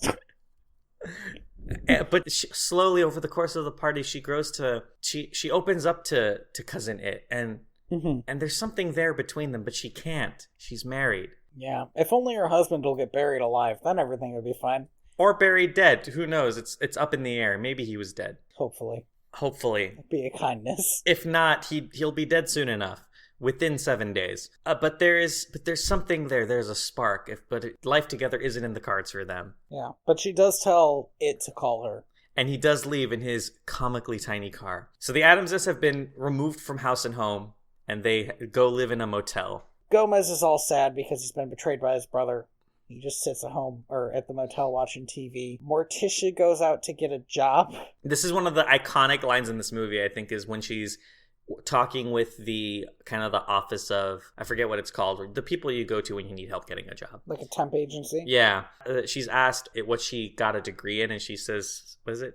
Spells and hexes. And the temp agency lady says, liberal arts. I see that jive all over the place. She jumps on that so quick. It's probably not the first time she's had somebody come in saying they study spells and hexes. A lot of Wiccans in the United States, man. What can we say? And also apparently voodoo priests. That's another kind of joke that's thrown away in this movie, but I really liked, which is that Gomez is really depressed that he's been betrayed by his brother. So he spends his whole time watching TV. He calls into this talk show and is told, Mr. Addams, stop calling in. We do not know where they meet.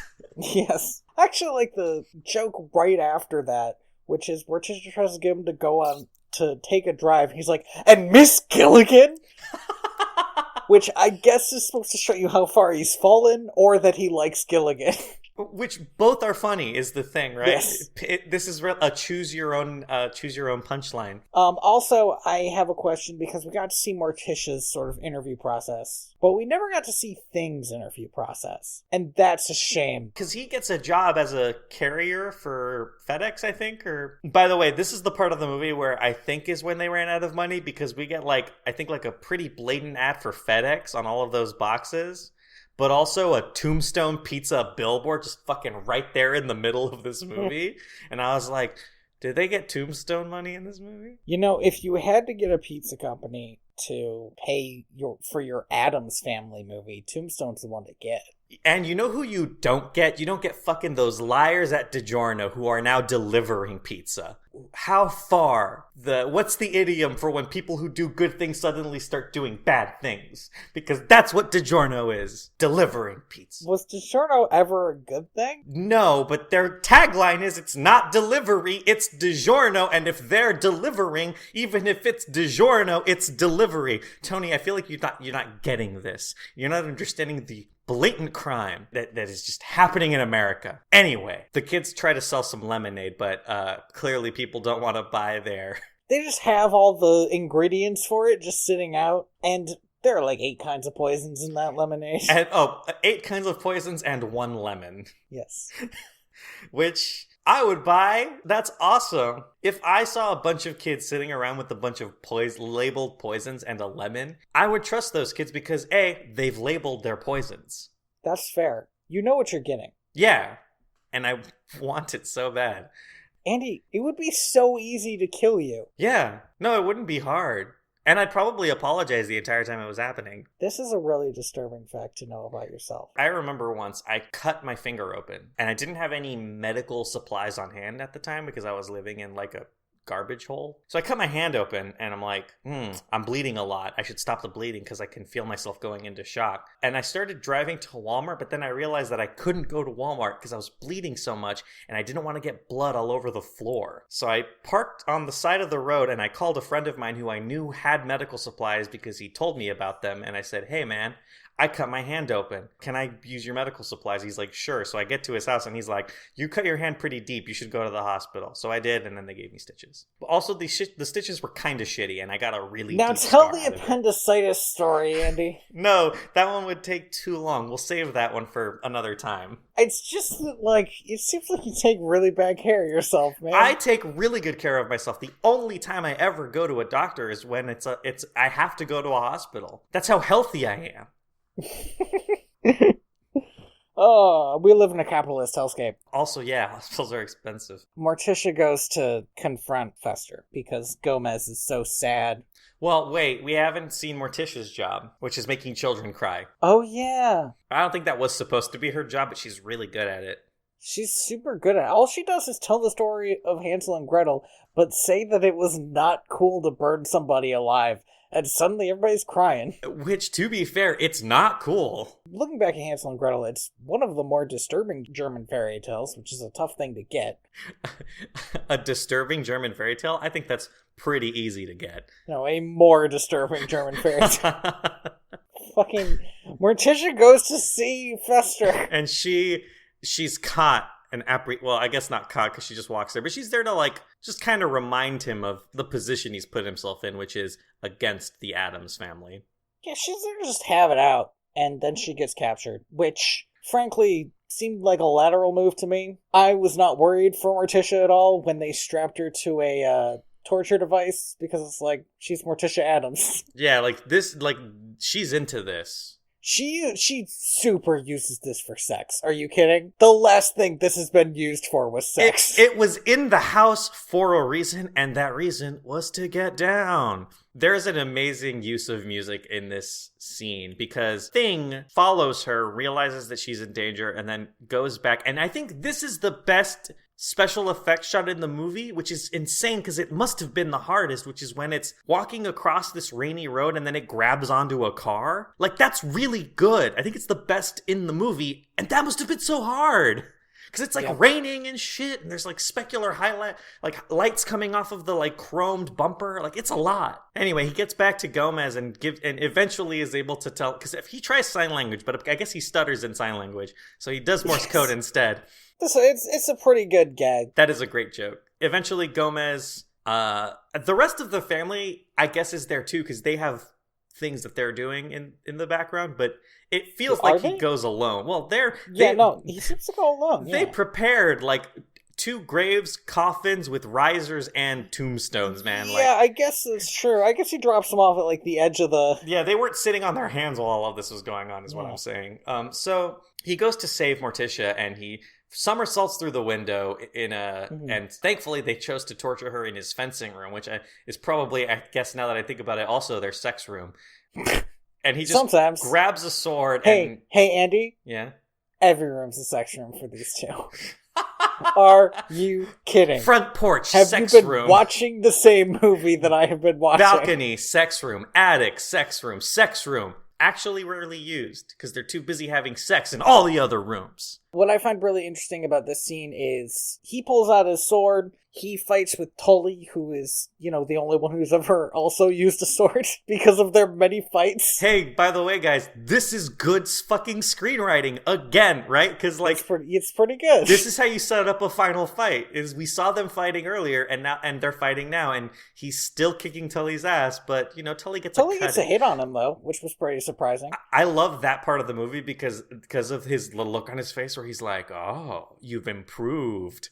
And then he goes to, kill Tully, and Abigail fucking cheats. She fucking pulls out a gun, which I did not think existed in this universe so much that when she pulled out a gun, it was very much a Batman killing people with guns moment, where I was like, that's fucking cheating. You can't just have Batman go around killing people with guns. What I like about the scene is that it is openly talked about that the only thing the Addamses really fear is life without each other. So they start doing their horny thing, and I love this scene because the music is swelling and they're about to kiss, and then fucking Craven is like, knock it off, and the music just cuts dead. Yes. They're so surprised that somebody has done that to them. Even Tully is like, come on, you can't even let them, we're about to kill them, you can't even let them have this. So Gomez goes to open up the vault, and Morticia kind of makes one last plea isn't the right word. Yeah, it's not exactly the right word, but it fits.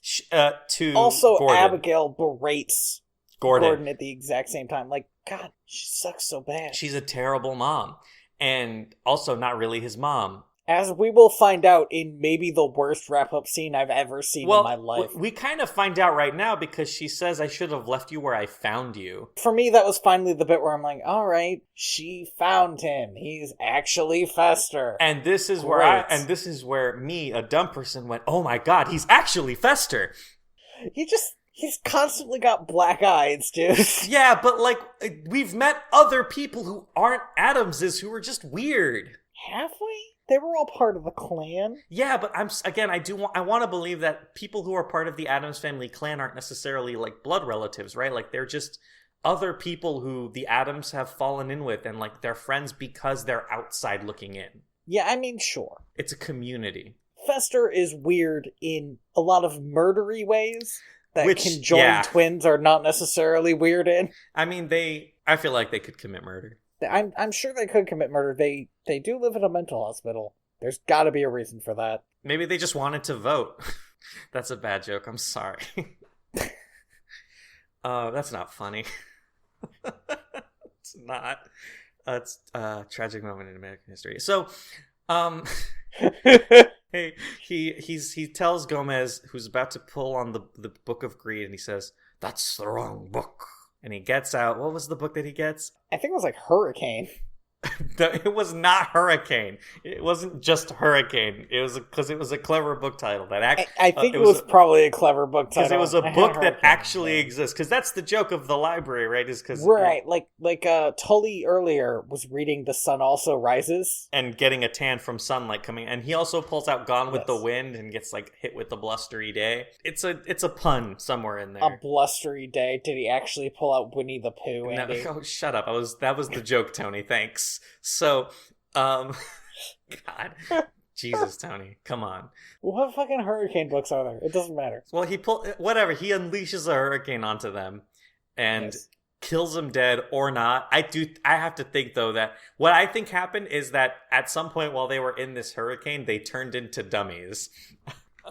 Because at the end of it, these two dummies go flying out of the house and land in these coffins, which slam shut, fall into the grave, and then the camera pans up and, their names are on the tombstones.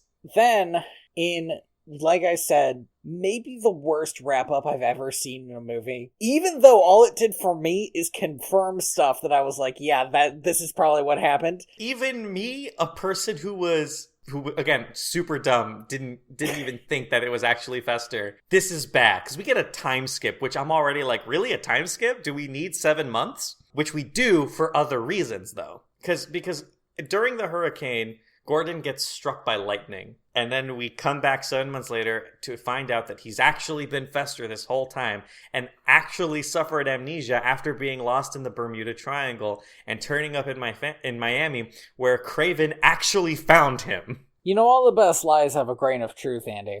I feel like there's a but there. Well, but that was really dumb. Yeah. I mean, here's the thing. It's not a bad plot.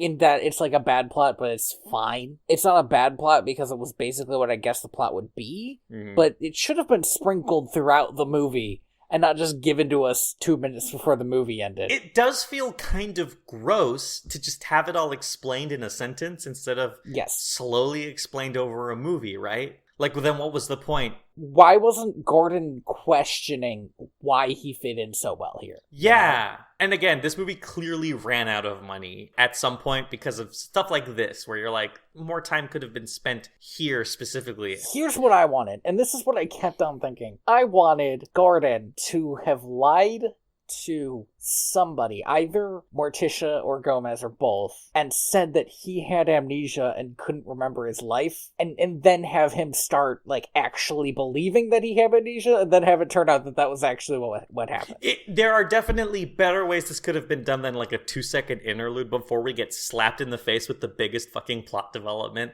this side of the movie, which is that Tully's wife married Cousin It. I have to assume, like, the day after he died. But here's the thing, it's been 7 months. I want to see this movie, right? Like, this woman whose husband was a shitty lawyer dies, and Cousin It goes to comfort her, and they realize this spark, it's still there, but it's too early, and the grief is too soon. Cousin It can't talk. I mean, he can talk, we just can't understand him, because he's a Muppet. This is a bad movie, then. I can understand many Muppets. I can't understand many Muppets. What about the chef? I don't understand a word he's saying. I do.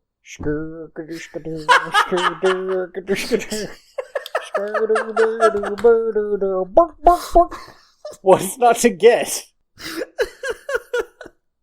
This is the stupidest joke we've ever done, but also somehow the funniest. Oh yeah, and Morticia's pregnant because she was sewing this little onesie that has 3 legs because it's the Addams family. Sure, but also all of their children have the right amount of legs, so it's kind of a... It definitely feels like it was an aesthetic choice. Like, I have to tell my husband I'm having a baby. What's the best way to do it? I know. Knitting. Which is so much work if people who I know that knit are to be believed. I mean, she doesn't, have a job. Maybe she knits all the time. I mean, none of them have a job. They don't need one. That's true, so they're probably just doinking all the time. Because they're so rich. I almost forgot. You would think they would have more children, but maybe they're just, I don't know. But then they'll make out on the porch and we're done. Sync. You don't normally pick a time that's far away, but I do think you just wanted me to be quiet for a really long time. For 5 whole seconds, please. You could have, for real, if you'd picked something that was 30 seconds away like I used to, I would have been quiet the whole time. So just... Let's sync at 25, Andy. All right. Addams Family Values. 1993. Sync. So... You mother... All right.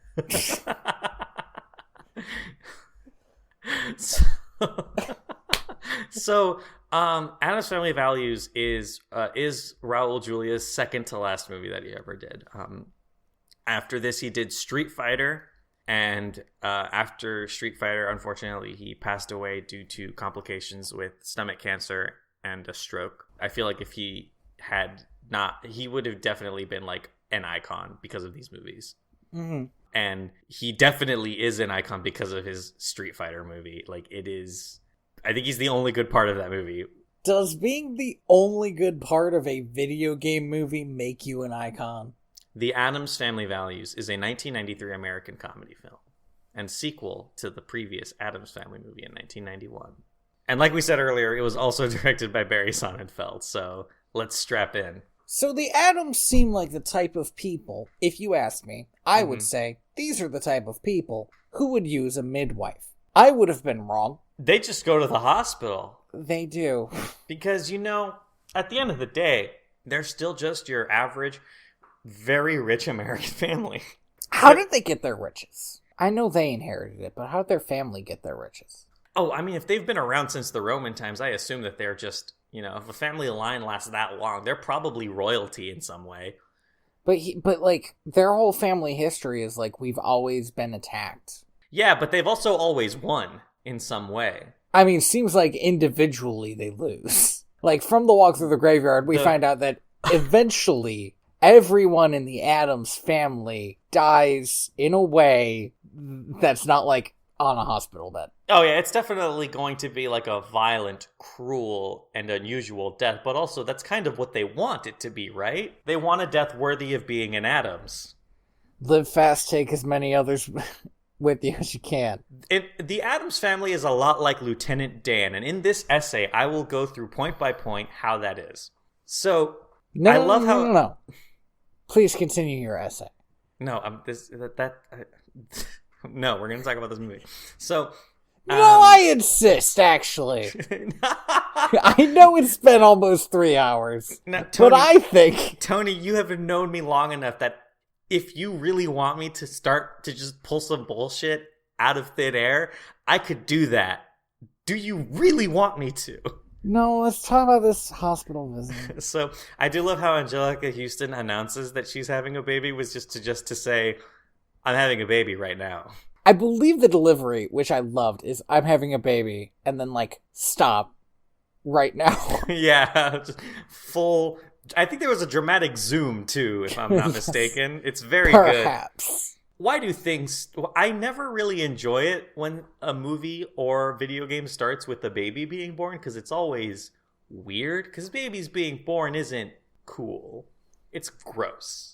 It's a miracle of life, Andy. Beautiful miracle. Women are strong. It's so gross. And also, Morticia's super excited to go through labor again. Quite possibly the most painful thing a person can go through. So she's pretty excited about it. She's pretty jazzed. Now, there's a thing in this movie that I noticed that yeah, isn't we in know the there's last a thing in the movie. movie. It's a hand that moves around by its own. Boom! Boom! God, you are so done with my shit. Shut it down! All right, and that was it. That's the end of the episode. I've been thoroughly burned. Sorry, to continue. No, so I don't know if you noticed this, because it wasn't in the last movie, but it is at this movie, and that's that every scene, or every time Morticia's in a scene, there's this weird light only around her eyes. Yes. That makes it feel like she's a ghost or dead. Yeah, it has her eyes perfectly framed in every scene.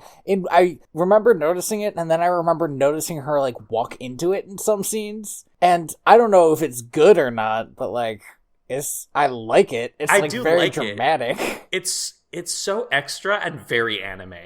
It's like somebody sat down and said, I want Morticia, who is already very cool and weird, to be, like, a little more cool and weird. What can we do to make her feel more like a vampiress? Yes. I know. Put a light over her eyes. It must have been so hard to see. She was doing that in every scene. It must have been so hard not to tear up. I would have been blinking like a madman. Like I just did a hit of coke, just blinking all the time. The kids are not jazzed about having a baby Addams around the house. That's another good line in this movie, is they're arguing about whether it's a boy or a girl, and Gomez comes in and he's like, it's an Addams. And then we get like lightning and the kind of the intro to the movie, Addams Family Values. I want to ask you a question about this, because later it really sounded like Gomez called him a boy, and then Wednesday called her a girl. Is this Addams kid genderqueer? Is that like part of this? I'm not actually sure because I didn't notice that. It's entirely possible. I could have sworn that when Wednesday was trying to kill the baby, which by the way was like a level of this dark comedy that I could not 100% get behind because that's just like not fun for me. That's fair. That she called it she, but then other people called it he. At some points, everyone calls it it. They're definitely not ascribing. They're like not giving the baby a gender, right? Like yeah, that's like they're or just all of them, right? Like, you know, at some point the baby's gonna grow into one of them. I was wondering like if I was missing something because I was like half watching it. But I don't think I was. I think that's what they were doing, which is a very unusual choice to make in 93. Incredibly progressive for 93, and especially because if that is what they were doing, they never really go into it like if it was a joke. They just do it, which is cool. Also, here's something about the baby that I love, which is that it has Gomez's little pencil mustache. As a baby, it's just there, which makes me think that Gomez was totally also born with that mustache, which, I mean, if you're born with that kind of a mustache, you are destined to become some kind of a weird person. This is another just classic, like, Addams Family joke where it's like, he has my father's eyes. Get them out of his mouth. Yeah, get them out of his mouth. That's a good joke. It's very creative. Everybody loves having the baby around except for the kids. For some reason, they both believe that one of them needs to die now that there's a new baby. If one must live, then the other must die. I don't know if that's a thing that kids believe. I mean, I never believed it. But it definitely does sound like a thing that kids would be afraid of, which is now that there's a new baby, maybe there's too many kids. Yeah, and they do a lot of almost murdering the new kids. But here's the thing is, like my little brother, this kid is stronger than them. Because that's a problem. They try to drop a guillotine on this thing, and like a fucking anime character, he catches it with 2 fingers. Here's the other thing, is that I don't know if he is stronger than them. It has been established it is super hard to kill an Addams. As we're about to find out in this movie, apparently. Yes. Like, which means that when those other Addams died, right, like, maybe the reason it was a mob is because one person couldn't do it? Yeah, one person can't do it. It has to be the whole town. It takes a village to kill an Addams. That would be a good motto, too. That would be a good motto. Or even like a good tagline for one of the movies. If they got the whole village against them. Gomez and Morticia decide to hire a nanny. We get some pretty quick, like some throwaway scenes with some nannies who are, it seems like, pretty immediately overwhelmed. We get a lot of nanny jokes that I feel like happen to this day of like your stereotypical nanny. Although I do like that they went to nanny, they didn't ever consider teenager down the street. Oh no, that kid would die. But here was my problem. Who needs a nanny with 4 adults and a hand in the house?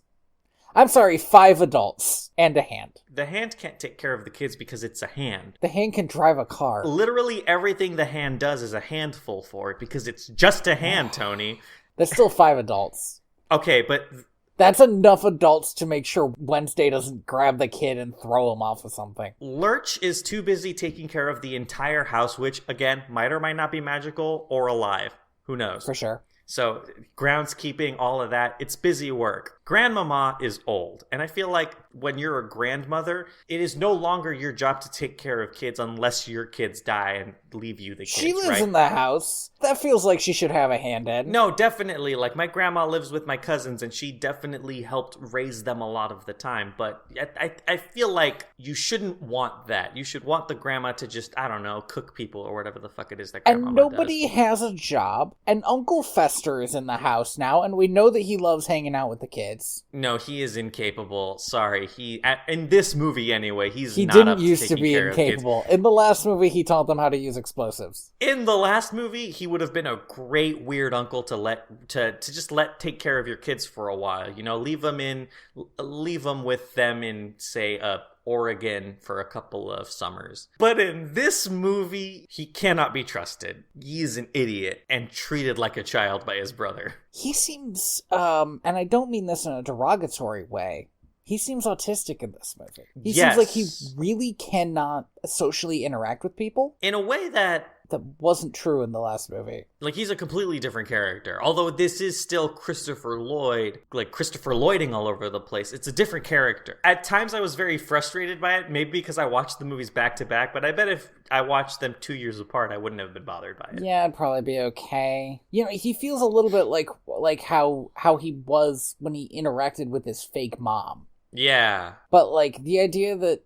now that he's out from under her thumb, he acts like that all the time is really weird. I don't know. I don't know how I feel about it. Obviously, it has to be that way in order for his part of the movie to happen. I don't know. It could have been that he is basically the same character, but no, it couldn't. It fucking couldn't, because what I kept thinking about was how he had 2 women who are constantly falling over him in the last movie, and in this one it seemed like he had never seen a woman in his life, except for the fact that he spies on his brother and his wife. Yeah. And although, because again, at the end of the movie, when the end of the movie joke happens, he's like normal. Yeah. So maybe Debbie, played by Joan Cusack in this movie, who is an amazing actress in her own right, I think the fact that she was cast in this role in this movie is really funny because that was kind of what she did for a really long time. And then she was like Black Widow. A ton she used to of kill a bunch of people as just a like crazy affluent woman. This is definitely like a role that she has done before, and in other films and in TV shows and stuff.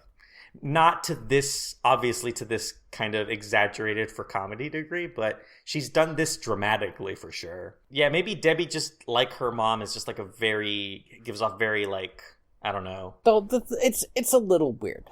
It's weird. So this nanny comes in and, for whatever reason, seems to have a grasp on this that the other nannies didn't. Well, because she did her research. Yeah, well, yes. We find out later that she did do her research. She wasn't even scared when Thing showed up. She sucked on his finger in a really... There are a lot more, like, overtly horny as the last movie was. This movie is, like, somehow way hornier. This movie's pretty horny. This movie is pretty damn horny. But yeah, she does seem surprised at first, but again, she like kind of... She rolls with it. Yeah, she's here to do a job. She's hired because she seems to not just run out of the house screaming in fear. She gets along pretty well with the baby, it seems like, and the kids don't, like, immediately hate her, although she kind of blows that in the next scene anyway. Yeah, she seems like a terrible serial killer. Yeah, she's pretty open. With her serial killing. Here's the thing. We find out pretty immediately she has the same plan for Fester as he had for the entire family in the last movie. Yeah, it's the same plot, but, like, darker and more twisted. Because she's gonna marry him and then kill him and take all his money. I do love the line that Gomez has to Fester, though, that night after she's been hired, when he's, like, sitting in his room and telling him goodnight. And he, like, leans in and hugs him and says, "I hope someday you get to feel the indiscriminate joy of having children and paying someone else to raise them." Yeah. And that is such a good line. And then we get to watch an episode of America's Most Disgusting Unsolved Crimes. Yeah, this was such an information dump, but... I don't know. I didn't hate it. It was kind of fun. As a person who watched America's Most Wanted and Cold Case Files and listened to Serial and watched How to Make a Murderer and just generally enjoys this genre of American television, even though it's depraved and abhorrent and, you know, elevates these horrible people to, like, celebrity status while kind of not talking about victims in a way that is important. At least America's Most Wanted helped catch people. Yeah, this is an amazing parody. They nailed that tone. They nailed it so much that I stopped it and rewound it and studied it. There are things that they do that I'm like, oh man, these guys were big fans of America's Most Wanted and that other one with the guy who talked like a weirdo. 60 Minutes? No, the other one. 48 Hours. No. How many numbers can I come up with? There are so many, again, but hey, just to prove to you that there are a lot of these kinds of true crime shows in the United States, there's a ton. I love this whole scene because she's watching this, she, in serial killer fashion, is watching an episode of this show about herself. 3 very different women with only one thing in common looks at camera 2. Murder. And also, they're the same woman. The same woman. It's the thing that got me was him looking at camera 2. Any other parody would have just stuck with camera 1. Looking at camera 2 was when I was like, they've seen the show! The plot starts moving really fast here. Yeah, she is going through Fester's documents. For a person who seems to not be able to interact with women, he has got a rich portfolio. And she sees at least Wednesday spying on her. Or is pretty sure she sees Wednesday spying on her. Wednesday has gone, like, full... You see the Robert Downey Jr. Sherlock Holmes? Yes! When he would, like, dress as the carpet and then enter the scene by standing up and being like, I was the carpet. I don't think he ever did the carpet, but you get what I mean. Wednesday's just colored as the wall. But the thing I love about it is that they actually painted her like that. Yep. And it actually kind of works on camera. Yeah, because she's looking, and it's not even clear that she actually sees Wednesday, as much as she's, like, pretty sure she saw Wednesday. Or heard her anyway. Yes. Like, she understands that she's been caught. Also, her idea of taking care of the baby is literally putting a chain leash on it and chaining it to the floor next to her, so it can't get into any trouble. Hey, guess what, though? For this baby, that makes a lot of sense. Yeah, this baby literally breathes fire and might actually be the Antichrist. You know what? I bet Antichrists pop up kind of a lot in the Addams clan. Yeah, but the Addams family has really strong, like, Aziraphale and Crowley vibes, so it doesn't ever amount to anything, right? So she convinces... Mom and Addams... In a pretty bold move, she convinces them to send them off to summer camp without telling them about it? So she's playing this angle like, oh, these kids want this thing so bad, and any parent would love to send their kids to summer camp if that's what they really wanted. But also, by going to them in private, because they're the Addamses, they're like, our kids have this disgusting thing they want to do, but they don't want to tell us about it because they know we'd be disgusted by it. And that's so good. Like, she doesn't realize how powerful this chess move is that she's made. They send these two to a literal hell. If summer camp is even 1% of this, I would have hated it. You ever been to a summer camp? No, never. Why? Why would my parents send me to summer camp when I could just literally go to a farm? I have been to one summer camp that was like a summer camp, and then Boy Scout camp a couple of times. Mm-hmm. This is like blown out of proportion, but also this is like, it kind of mixes the reality of summer camp with sort of your fears about summer camp, and on top of that, my personal fears about inequality in America. The camp counselors have some of the best lines in the movie, and also, but that are bad, like, in that they're like terrible lines. They have this, like, it's not a song, but they're very sing-songy because they're camp counselors and terrible people. Mm-hmm. Where they're basically like, that's what being privileged is all about. And I'm like, ooh. This is a summer camp for rich kids. Yeah. Oh, yes. It's a very specific kind of terror. Which is, like, not just going to summer camp, which to me already sounds awful, just being in nature, but being surrounded by these little shits. This is when I see Numbers. And immediately I was like, oh my god, that's Numbers. So, Numbers, as I will call him for the rest of the podcast, because I can't remember his name in the movie. Yeah. Numbers, like, obviously a geek. He's coded as a geek. And he's also pretty immediately coded as having a crush on Wednesday. The music swells, the camera zooms in on her, and he has to breathe through his inhaler. I've seen movies made in the 80s. The summer camp in this felt like an 80s summer camp, too. Except that all the kids were a little bit younger than they are in 80s summer camps, I feel like. But also, nobody died. We're pretty sure nobody died. Well, there wasn't nobody died because of, like, a dude wearing a hockey mask and... Sure, just kids setting fires, which is definitely less scary. Very easily less scary. These kids were being fire safe. They burned a lot of stuff down. Yeah, but all of it was, like, man-made, so it's fine. And also terrible, and they should have burned it down. I mean, yes, it was terrible. I was glad that it was on fire, but I was also like, they're gonna kill those camp counselors, and we never found out if those camp counselors died or not. They had to have, though, right? I feel like they could have kept them over that fire for about 20 seconds before shit would have gotten very bad. Mm-hmm.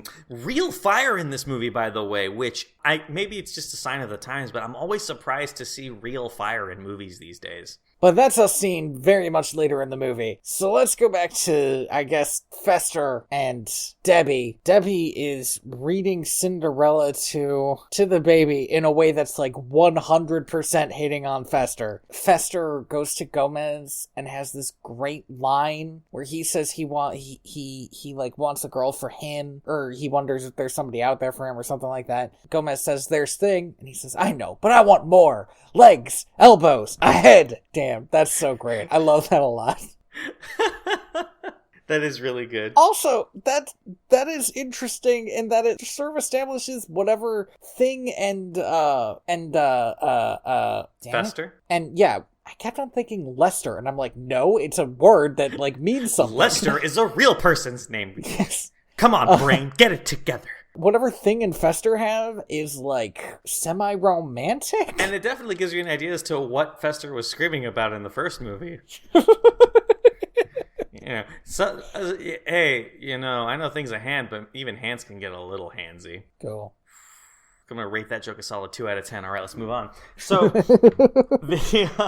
so Gomez has a plan. He's like, listen, I've wooed a woman, at least 3, canonically. Here's what we're going to do is we're going to set up a date, and it's going to be awesome, and I'm going to help my brother totally get laid. Mm-hmm. Which, is that a good brother? I don't know. I wouldn't do that. I'm not the kind of person who could pull that shit off, though. Comparing me to most of my siblings, I'm the Fester in this situation. Don't say that. I like to think I'm better than Fester, but not better than Christopher Lloyd, so also who knows? Because what's the measurement there? How much do you have to account for the fact that he's Christopher Lloyd? True. Well, and so the thing I will say is that I wouldn't have to do that for my little brother because he's more handsome than me. He's already got it down? Yeah. So you're the Fester in that situation? No, because No, because you're a love guru. I know. Yes, exactly. Thank you. We've established that I can play ball. I cannot wait for our upcoming DVD extras. Andy is a love guru, which is the second Andy is a love guru. You came up with the name for the sequel of that Mike Myers movie that's terrible, so good for you. So now if that second movie does happen and it's called that, I'm going to blame you. I'm going to blame me too and demand some fucking royalties. You should, because Mike Myers has the money. And also, the only reason anybody would go to that movie is because of the phrase love guru, which is so solid. Which is enough for people to go, you know what? Fine. Fine. What were we talking about? They go to this kick-ass bistro in a cave. It is yep. I would totally go there. I love bistros.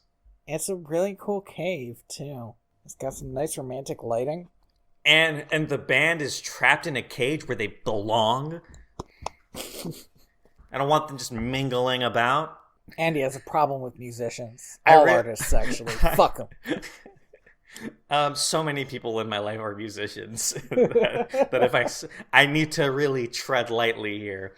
They go to this cool bistro and Gomez and Morticia have an amazing date. This is the bit where they do that awesome dance we were talking about. Here's the thing about that awesome dance, right, is that it's a pretty basic waltz comboed with foxtrot. They don't do anything overtly complex when it's not special effects. All the special effects thing where they like flirt with other people and then like throw each other. But that's the thing, right? Is the moment they do that, I'm like, oh, they're putting on a show for these people. Absolutely. And I have to imagine that every time they go there, that's what they do. Everyone knows when the Addams show up, we're going to have a show. Because the tables are even arranged where there is this conspicuous circle between them for them to dance to. And I have to believe that when the Addams call and go, yes, we're going to come to this cave bistro, the waiters are like, all right, let's make room, you guys. This is it. We've been waiting for this month. Call the band. Get them in the cage. They don't need to get the band in the cage. They need to raise the cage. Raise the cage. It's good. So they're just always in there. Yes. So my thought was, I like that because my theory was not that they're always in the cage, but that they're put in the cage only when the Addams come by for their safety. Oh, interesting. Who knows what they could do if they really let loose? Yeah, but they do a very dramatic heel ball change when they go from waltz to foxtrot, and I just want everyone to know that I really appreciated that.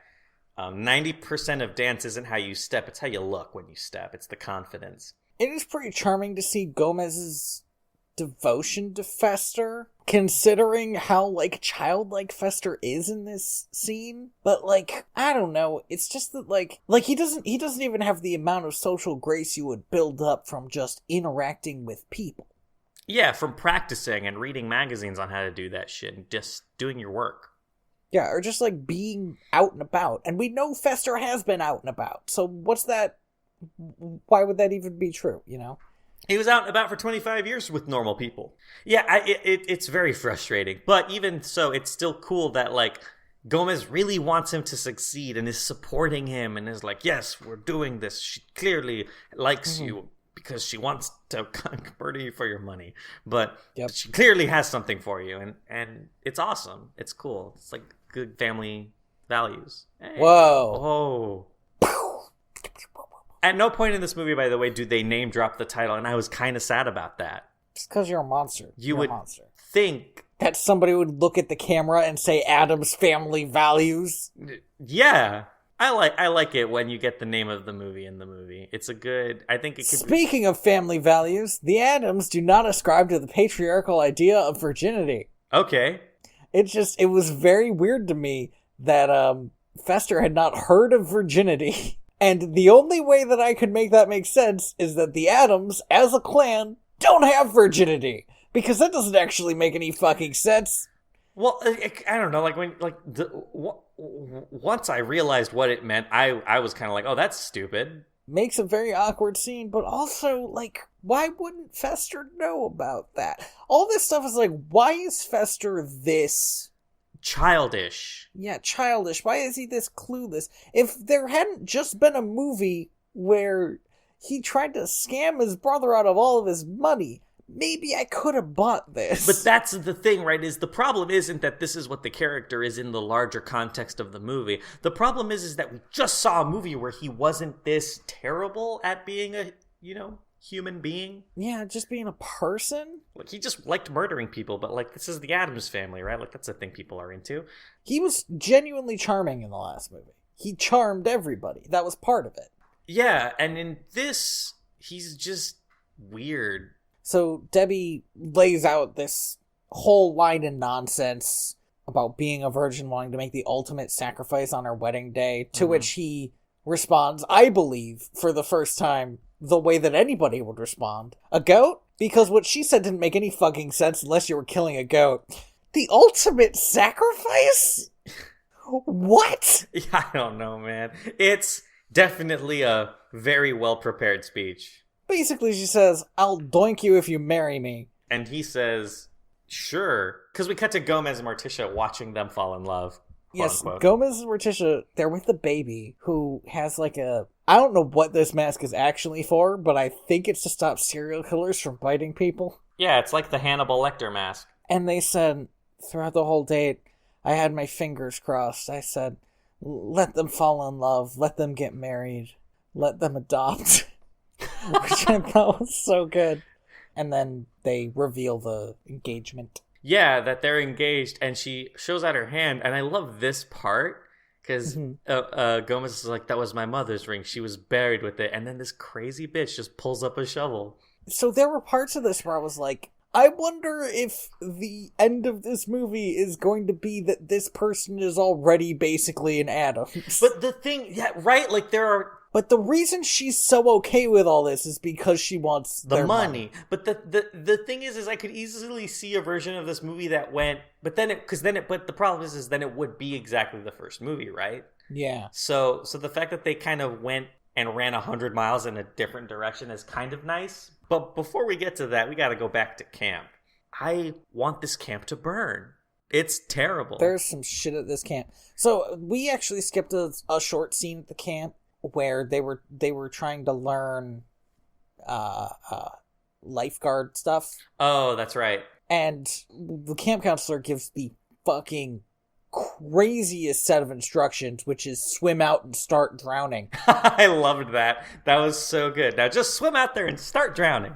and so the one little girl who's like, the bitch girl, swims out and starts drowning, and Wednesday's supposed to save her, and she just turns to him and says, I can't swim. And that's when that scene ends. So it's not bad. This storyline does not pick up until the end. And more so than the last movie, right, is like this movie, I guess they kind of realized from the last movie to this movie that Wednesday is like that Christina Ricci has a talent for being this character. Because the storyline revolves way more around her than Pugsley. When I was watching it, I felt like there should be more Pugsley because she has the rival and she has the love interest, and he is like not in a lot of these scenes.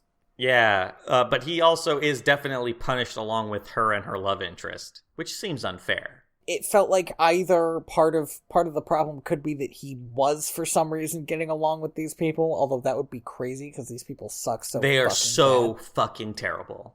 Or that he was just, like, more vocal in the scenes where there needed to be somebody speaking, Just could have been a little more. I felt like they leaned on the fact that this is a very good Wednesday Addams. Yeah, and it really seems like to me like they just were like, this is bankable. We can work this. But after the last movie, I did think the kids needed something to do. And I'm glad that they're doing something, even if it's mostly one of them doing something. And I don't love the plot that they have in this movie, but I like that they have a plot in this movie. I thought it was okay until it was really bad. Here's the thing. I thought it was super boring until it got really bad, and then I was like, yeah, this fits. This works.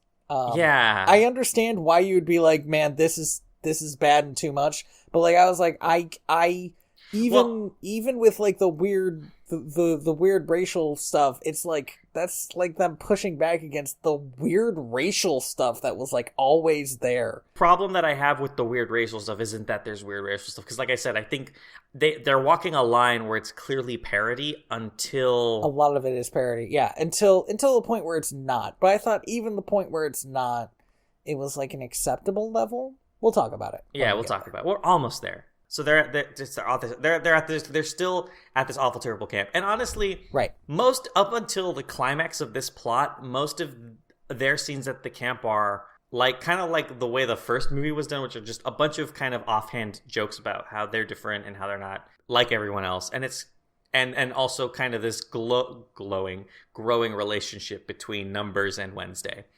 Yes. So we have a wedding. Whoa. Are we not going to actually talk about any of the scenes at the camp before we get there? Because, like... We'll get to them in time, but I think this is where this one ends, right? Because we don't have another camp scene for a while after this. Well, but Wednesday's at the wedding. Wednesday and Pugsley are at the wedding. Are they? So I just want to be sure we got the cutoff right. Are they? Yes. Because they get... In fact, Numbers is at the wedding. God, I'm really confused by the timeline now. What happens before they go to the wedding, then? So they get thrown in the, Oh, yeah, in the torture chamber. In the weird...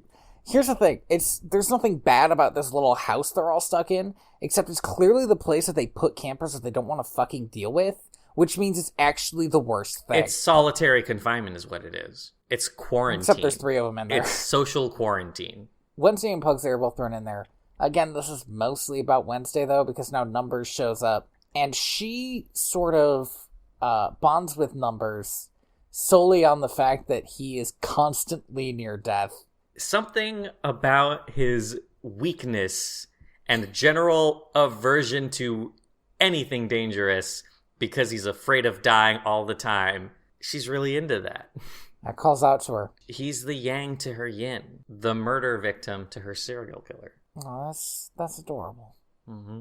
Later they try to break out of the camp. So Wednesday and Pugsley just have these ninja costumes on hand. You know what? They probably found out they were going to camp and were like, okay, we're going to break out. We're leaving.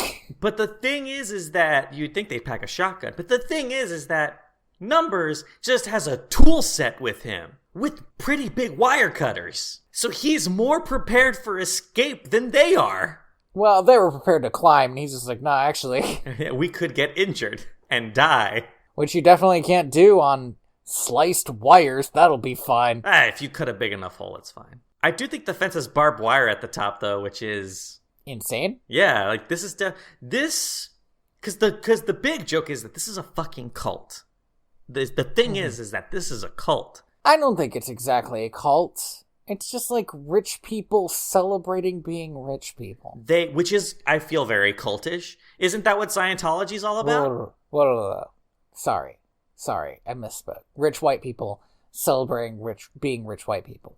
Well, even that's not quite true. It's more like rich Aryan people celebrating being rich Aryan people. Because the only non-Aryan people are all in the bad part of the camp. They're all coded as outcasts, when all the people who are an outcast would be, like, super okay in Hitler's Germany. White, blonde, and blue-eyed. Yeah. The triumvirate. Like they're saying specifically this. Mm-hmm. Maybe not exactly the Hitler's Germany thing, but you get it. But there's like a clear, like, Hollywood beauty pageant. Like, here's the thing, right, is the fact that, we'll get to this later, but the fact that Wednesday Addams is picked to play Pocahontas is because she's the only brunette girl there, which tells you a lot. And also, criminally underrated joke. It's still a cult, though. Like, this is like... Fine, it's a cult. After they are punished, Wednesday finds out that her uncle's getting married so she can, like, get out of camp for a while. And she decides to take numbers. Pugsley doesn't bring anyone, though. Also, it's weird to be able to take a +1 out of a camp. I mean, again, I do feel like these camp counselors do not want to deal with either of these kids. It's true. When they put numbers into the fucking solitary confinement room, he has this book with him. I forget which one. It was the one written by Stephen Hawking as the, like, History of the Universe. I don't remember. And the fucking camp counts, because he just says, and this is, I think this is really, like, funny how it's done, because he says, I just want to sit down and read. And then the camp counselor comes back in and says, like, you're going to do that. And he takes the book, hits him with it, and goes, nerd. And then he walks out. Yep. But the problem with that is that camp counselor is such a huge goddamn theater geek. And the worst kind of theater geek. The kind of theater geek that even I, a person who read physics book for fun, made fun of in high school. Damn. Shots fired. Even we, the fucking math, what was that shit called again? Even the people who did trivia shit, we made fun of the theater kids, like, because they were nerds. Because, like, yeah, we were nerds, but we could build things. It must be really weird to know the nerd hierarchy. Sorry, by the way, also, we didn't make fun of the theater kids who built the sets. Those guys were cool. It was the ones who were there to be actors. We made fun of them. They were nerds.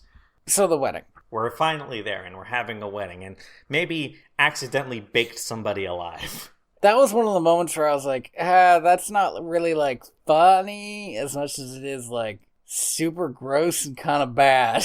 He just says, that poor girl. Puts the top of the cake back on. Puts the cake back on. I was worried for a second that something was going to pop out of that cake, because I think that would have been worse. Just like a burnt up woman? That would have been worse, yes. Oh, no, I just mean, like, in general, if... Oh, if anything popped out of that cake, it would have been worse than the joke that they murdered somebody trying to get a stripper into a cake? Yeah, but the funny part is they, you know, you mixing up the order of events. Also, who would agree to that? Who would agree to get into an unbaked cake? just like a lot of dough. I need you to climb into this lump of dough. I don't know how cake baking works. I honestly don't. I honestly don't know how baking a cake happens. I don't know how baking a hollow cake works, but I'm pretty sure you would have to bake, like, small-ish cakes and just, like, stack them and cover them in frosting. I thought there was, like, a tube, and you built the cake around the tube, and then you baked the cake, and then you pulled the cake out, and then Okay, but I need you to imagine the idea of having an oven as big as a human being. That doesn't seem that hard to me. Like, ovens, there are pretty big ovens out there, and I feel like that doesn't seem like as good an idea as just cooking smaller cakes and putting them together. I feel like if your business is making big cakes for strippers to climb into, you'd get an oven for the job. Do you want a walk-in oven? How do you get the cake back out, man? That you walk into it when it's turned off. What the fuck are you talking about? It's not hot all the time. You don't leave a cake in the oven as the oven cools. You're not... I feel like these cakes are like wedding cakes, not actually made for eating. You eat wedding cakes. But they're so gross and taste like plastic. Okay, you you are buying, or your friends or family are buying gross wedding cakes. There are good wedding cakes. I don't know. Anything that has that much structural integrity for 12 hours, I don't think is going to taste good. It's just like a frosting, dude. It doesn't matter. Frosting is fucking gross. It's like 90% sugar. I am not talking to you about how you're wrong about frosting. How did I get here? You're ruining a perfectly good pastry by just throwing a shit ton of sugar on it. You are fucking insane. There is such thing as too much frosting. Frosting itself is not gross. Any amount of frosting more than like a millimeter film is too much frosting. You're insane. You're nuts. It just has to be enough to give it some color, man. Like, I am calling the police to take you away. Do it, coward. Oh, what's your address? Podcast from jail. Andy, hey, Andy, where are you right now? Now that I think about it, I know where you live, and you don't know where I live. And that is a really weird dynamic now that I think about it. Hey, Andy. Hey, Andy. Hey, what's up? Hey, what's your address? I sort of got somebody on the line.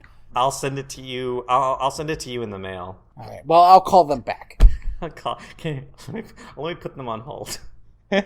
So, the wedding. The wedding.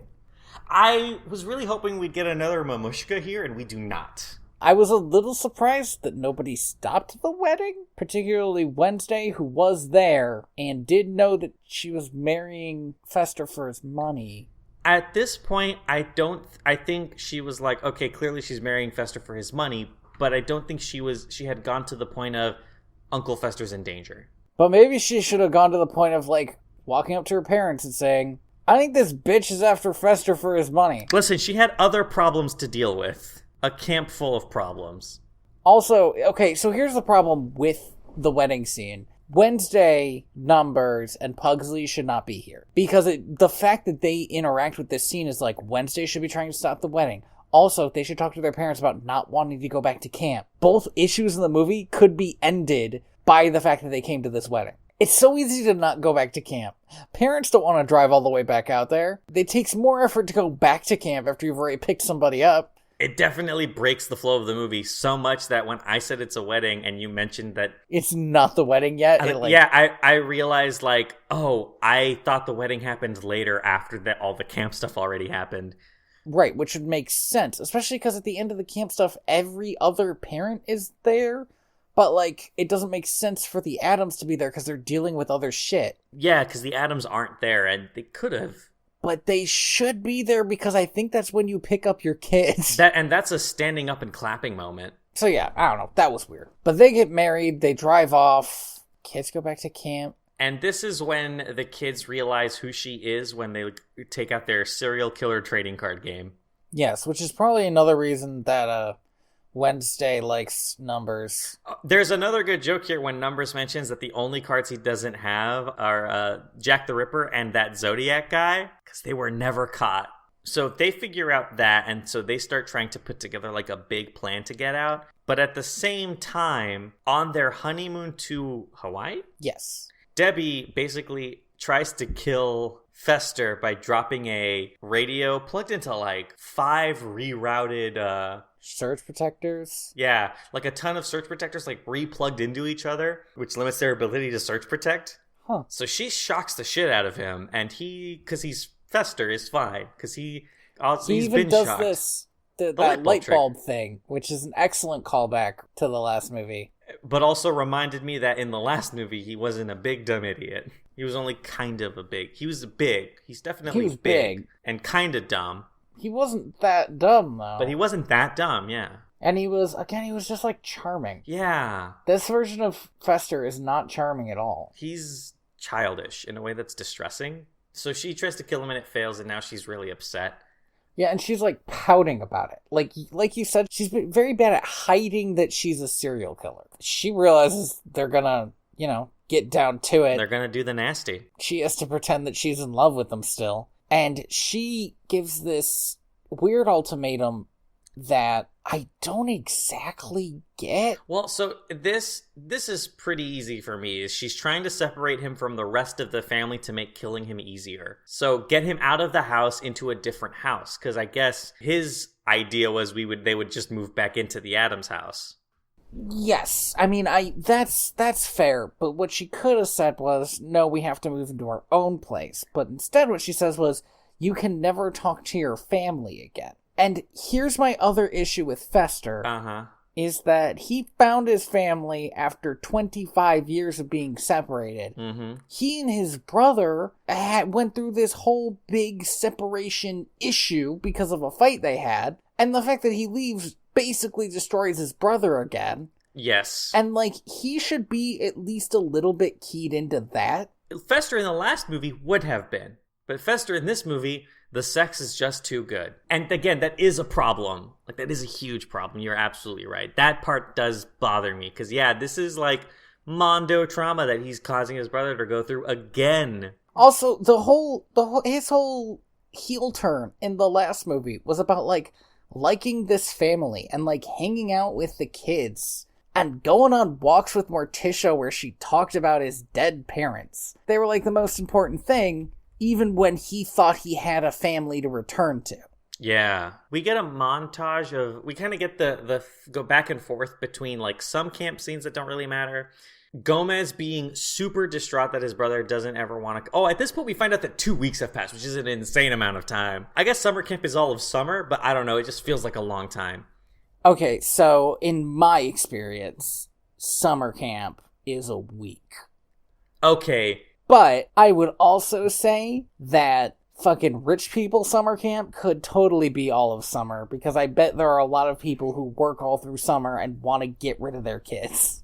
Or maybe they don't even work all through summer. They just want to get rid of their kids, and there's no private schools to get rid of them to. Although there got to be year-round private schools. Like, that's a thing, right? Where you send your kid off to, like, a year-round, like, they live at the school, boarding school. Fester sent a postcard to Wednesday and Pugsley. Yes. And sent something to his brother that said, I wish you were here, but I can't see you anymore. P.S. Debbie says hi. Yeah, that's a good... Which is really solid. That's and really then funny. His brother starts freaking out. Testament to Raul Julia's amazing acting. Like, he goes for it. He's like... Mm-hmm. He's like he like falls to his knees and is yelling at the sky and shit. Kisses his wife's arm a bit more. This is when we get the ball and chain joke, I think. Oh yes, I think it is. Is this moment. Oh, they go to the police, don't they? Not until after they actually go visit Fester. And that's Right. not until after at least the play is cast. Yes, that's what happens at this point, because this is also the serial killer cards. I got ahead of myself. Because after they look at the cards and they trade a couple, is when she gets cast as Pocahontas. Yes, so all the little Aryan girls I was talking about they're doing the first Thanksgiving. This is so fucking historically inaccurate in a way that infuriates me. Like, these two events have nothing to do with each other. The fuck are you talking about? So all the little Aryan girls are pilgrims. The Jonestown people weren't even Protestant. All the Chippewa are played by little kids of color. It's solid, because those are all, like, the side characters. The people who aren't really stars. And it's like, it shows you what these people think. I know that this is part of the joke, but I need you to realize how actually mad I am about it. Like, you can be like I said, this is not that different from a lot of Thanksgiving stuff that I have seen and, like, been a part of. I don't think I was ever in a Thanksgiving show that put Pocahontas at Thanksgiving. But, like, that definitely seems like something that would happen. oh god, the whole pilgrim, just everything. Like, oh man. Like, I think the closest I've ever been to a Thanksgiving thing is when, I think at one point at our school, they put on, like, Charlie Brown Thanksgiving. But the thing is that's actually okay. Like, that's good. A little overtly Christian in one moment, but that's just, it's fucking Charlie Brown. It's Charlie Brown. If Linus isn't reading from the Old Testament, it's not Charlie Brown. Linus does worship a giant pumpkin.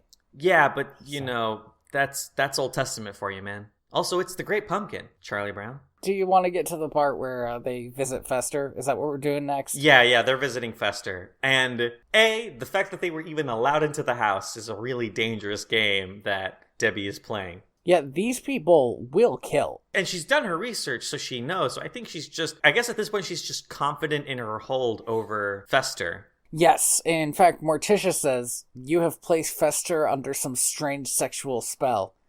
I respect that. Yes, and she has just so they try to confront her, and Fester is like, leave, go away, and Gomez is like, that's not my brother, and this whole dramatic scene happens, and it culminates with Morticia going, you have enslaved him, placed him under some strange sexual spell, all this other stuff, and then she says, and I can forgive all of that, but there's one thing I can't forgive. Really? Pastels?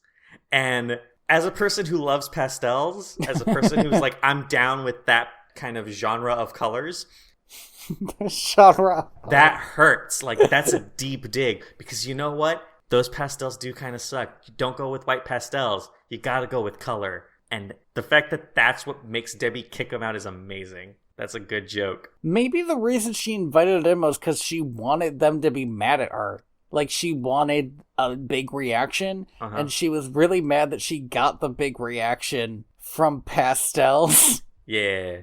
So in the next scene, we see Timon as a cop. I haven't seen him in person in a couple of years since I rewatched, what was that one that he did with also the Lion King guy? About the play, the Mel Gibson movie? Oh. Where they're making a play and trying to make money and lose money? Oh, you mean Mel Brooks movie? Yeah, the Mel Brooks movie. What did I say? Not Mel Gibson. Did I say movie? Mel Gibson? Ooh, that's a bad. We're thinking of the producers. I am thinking of the producers, but also confusing Mel Brooks' name with Mel Gibson is literally the worst mistake I could have made, and I'm really sorry about that. I was sitting here like, I definitely never saw this movie where Mel Gibson makes a play. No, the Mel Brooks. Yeah, I rewatched The Producers. I think that was the last time I saw, what's that actor's name again? Timon. In real life. So I didn't realize it was him until he started really talking. And I was like, oh, it's Timon. But also in this scene, Gomez really goes off the rails, and you get a little bit of Raul Julia's native Puerto Rican accent in here. Like, he loses that that kind of quasi-American accent that he has really hard in this scene. It was really fun, though. He really goes for it. And then they get, I guess they just get kicked out of the police station.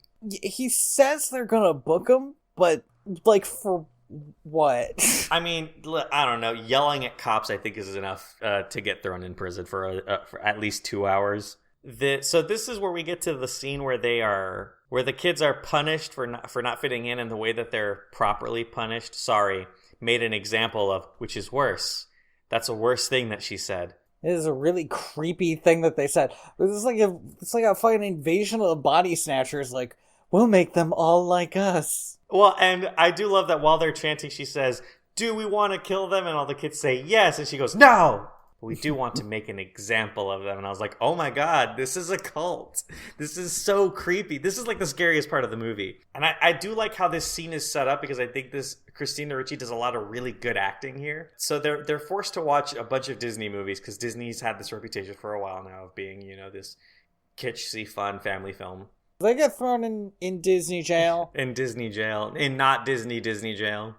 And they come out and they're like, we're normal now. We'll do your thing. And Wednesday gives a smile that I'm sure has been made into a meme at some point. The thing I have to say, memes weren't invented until 1997, Tony. You're right. Nobody has ever made a meme of something from before 1997. But the scene where she is fighting to smile, that is some really good acting. The thing that she is doing with her face in this scene is a lot. That's a lot. Mm-hmm. Like, for a kid to do, especially. But yeah, so she gives the creepiest smile that I have seen on a child's face. And there is a plan brewing. Yes. I'm waiting for you to come back. It's just that... So, like I said before, this is not different enough from actual Thanksgiving plays for me to not feel uncomfortable watching it. Oh, yeah. No, this is fucking, like, it's so infuriating, just this whole thing. But her plan is to go along with this play until she sets the whole place on fire. Until she fucking coup d'etats the entire establishment. And she got a hold of a lot of fire. I mean, they're in a forest at a camp. It's not hard to get a hold of a lot of fire at camp. I'm just saying they prepared. They had about half of the camp's kids at their disposal. Right. Everybody who didn't look exactly like everybody else. they tie up the bitch girl that's like her enemy, and it seems like they burn her alive, but we actually see her later, so she's probably fine. They do seem to roast the either sibling or married couple. Or just friends? No, they have the same last name. They do? One of them has a hyphenated version of the name. And I don't know what that means vis-a-vis whether they're siblings or married. Okay, but wait, let me see. Yeah, they're married. So these people they die. Meanwhile, Debbie. Did she mention, like, trying to kill him in other ways? Just killed a man. Anyway, she's got a big bomb in a present, and she leaves it for Fester. Damn it! Yeah. I did it! She goes... I said I wouldn't. Just it's not a normal name, brain. You can do this. She leaves Lester to go hang out with fucking Monk of all people. You just did the exact same thing. Fuck. Yeah, she super just goes to hang out with Monk, which is hilarious because it's like, that's so not a Tony Shalhoub character. No, it really isn't. Like, you expect Tony Shalhoub to play bad people or weird people, not hot sailor. Yeah, that's a weird one. But also, this is clearly like, this really does feel like, listen, Tony Shalhoub, I'm making an Addams Family movie. Do you want a cameo? And he was like, what are my options? You can be a guy who delivers baby, parent of camper, or hot sailor. No, guy who delivers baby. Guy who delivers baby. What? Are you kidding? Come on. We got you, but we got the scrubs in your size already. No, I want to be a hot sailor. But we got the scrubs. Who are we going to put in there? There has to be somebody small and kind of your size. Just get the guy from Frasier. We were the same size. The brother, Niles? That was him, by the way. That's Niles. Oh, okay. If you say so. I did not recognize, like, I recognize... I mean, his face is covered. So unless you watched a lot of Frasier, just recognize his tinny, whiny voice. She blows him up. She blows up her entire house in the biggest fucking explosion. Oh, and it's a real explosion.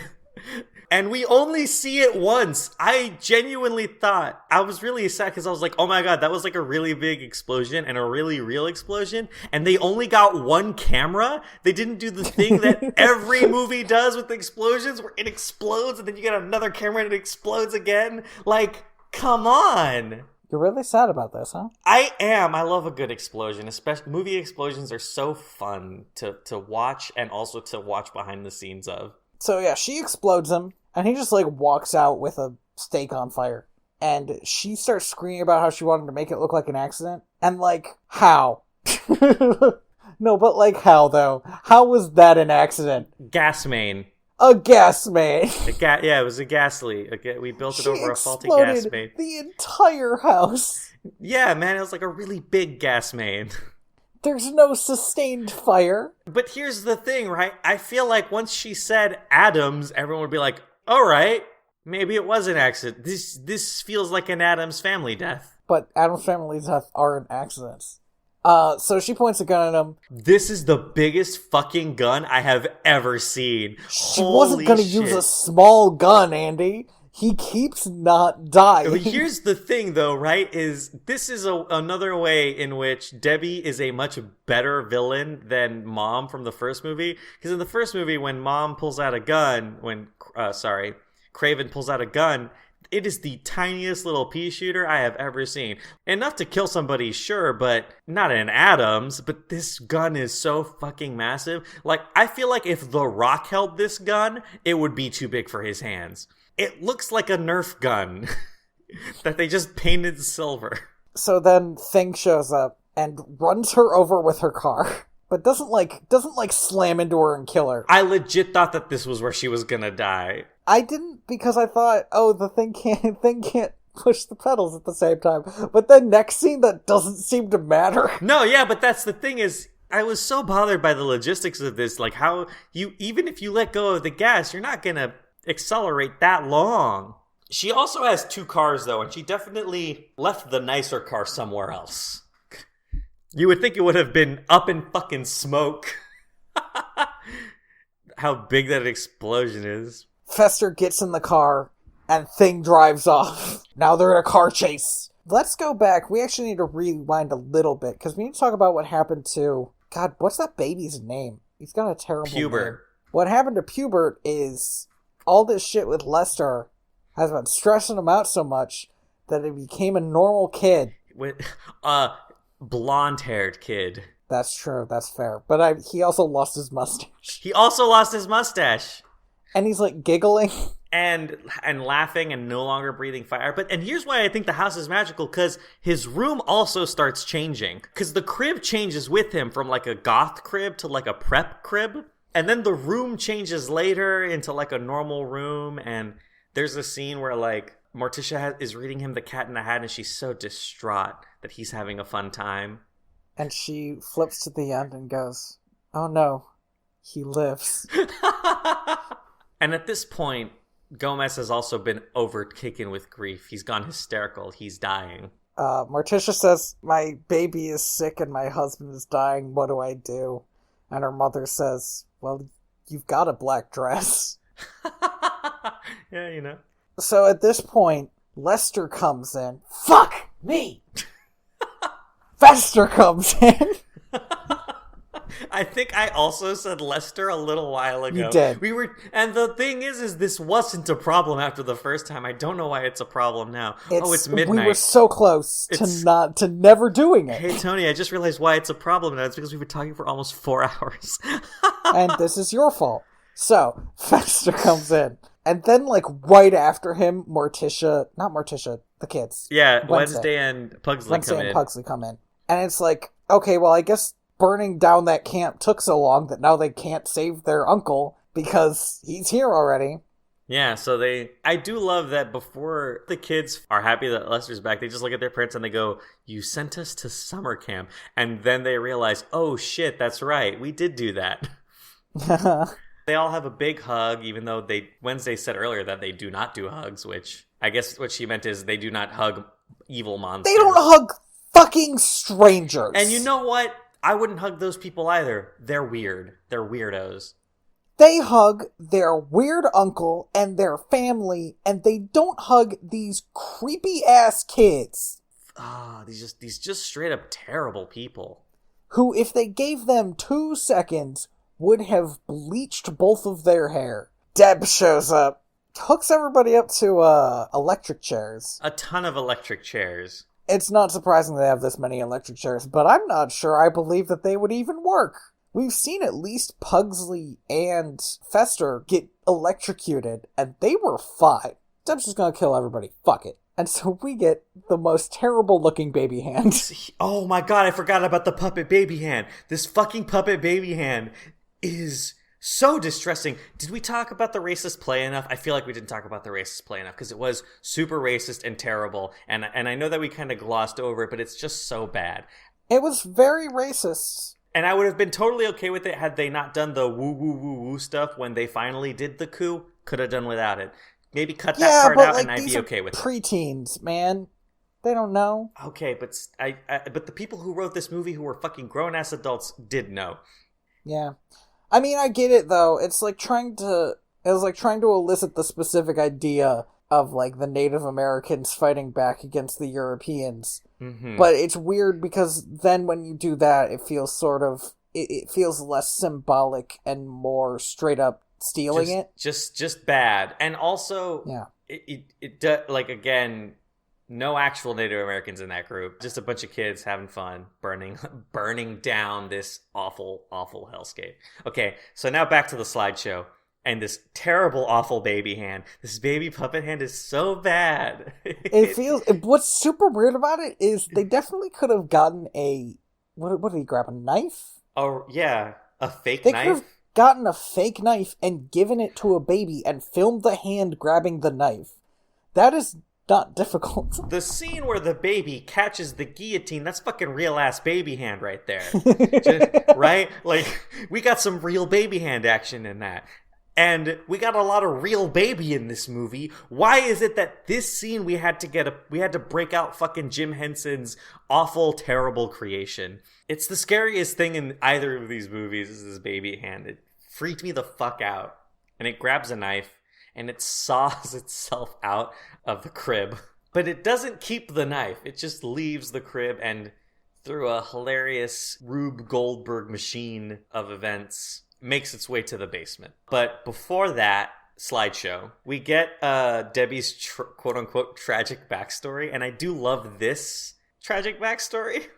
Because you realize that, A, she's just one of those crazy entitled people, and that does kind of make her inherently not an Addams. Yes, because she just, like, wants stuff because she wants stuff. And as soon as something slightly doesn't go her way, she is the worst about it. Yeah, like, literally the worst. You know, like, when people say, my girlfriend literally killed me? She literally killed them. And I do love that she took photos of them moments before their death. During a murder, I assume. Camera on one shoulder, knife over the other shoulder. In one of them, she's driving a car at him. Like, this must have been really hard to get. But then she made a slideshow out of it in 1993 when PowerPoint didn't exist. Wow, that's a good point. That's a good PowerPoint. Thank you. But I do love this scene because she walks through all three of her murder victims, and I do like that. And I like that the Addams family is impressed by this. Like, wow, she really, like, her logic and reasoning, terrible. They're also, like, almost feels like they're totally cool with this. Yeah. They're, like, sitting here like, yeah, it sucks you had to go through all that. Like, they're just, like, accepting this nonsense she's spewing. Well, I mean, they're the Addams family. They excel at acceptance and not dying. They're very good at that second bit. See, the problem is that she's not a mob. If only she was a large group of people. Well, I want to mention Chekhov's roller skate. Chekhov's roller skate? I did not expect this to come back. At the very beginning, Thing is roller skating around the house. Really? Oh my god! Yes.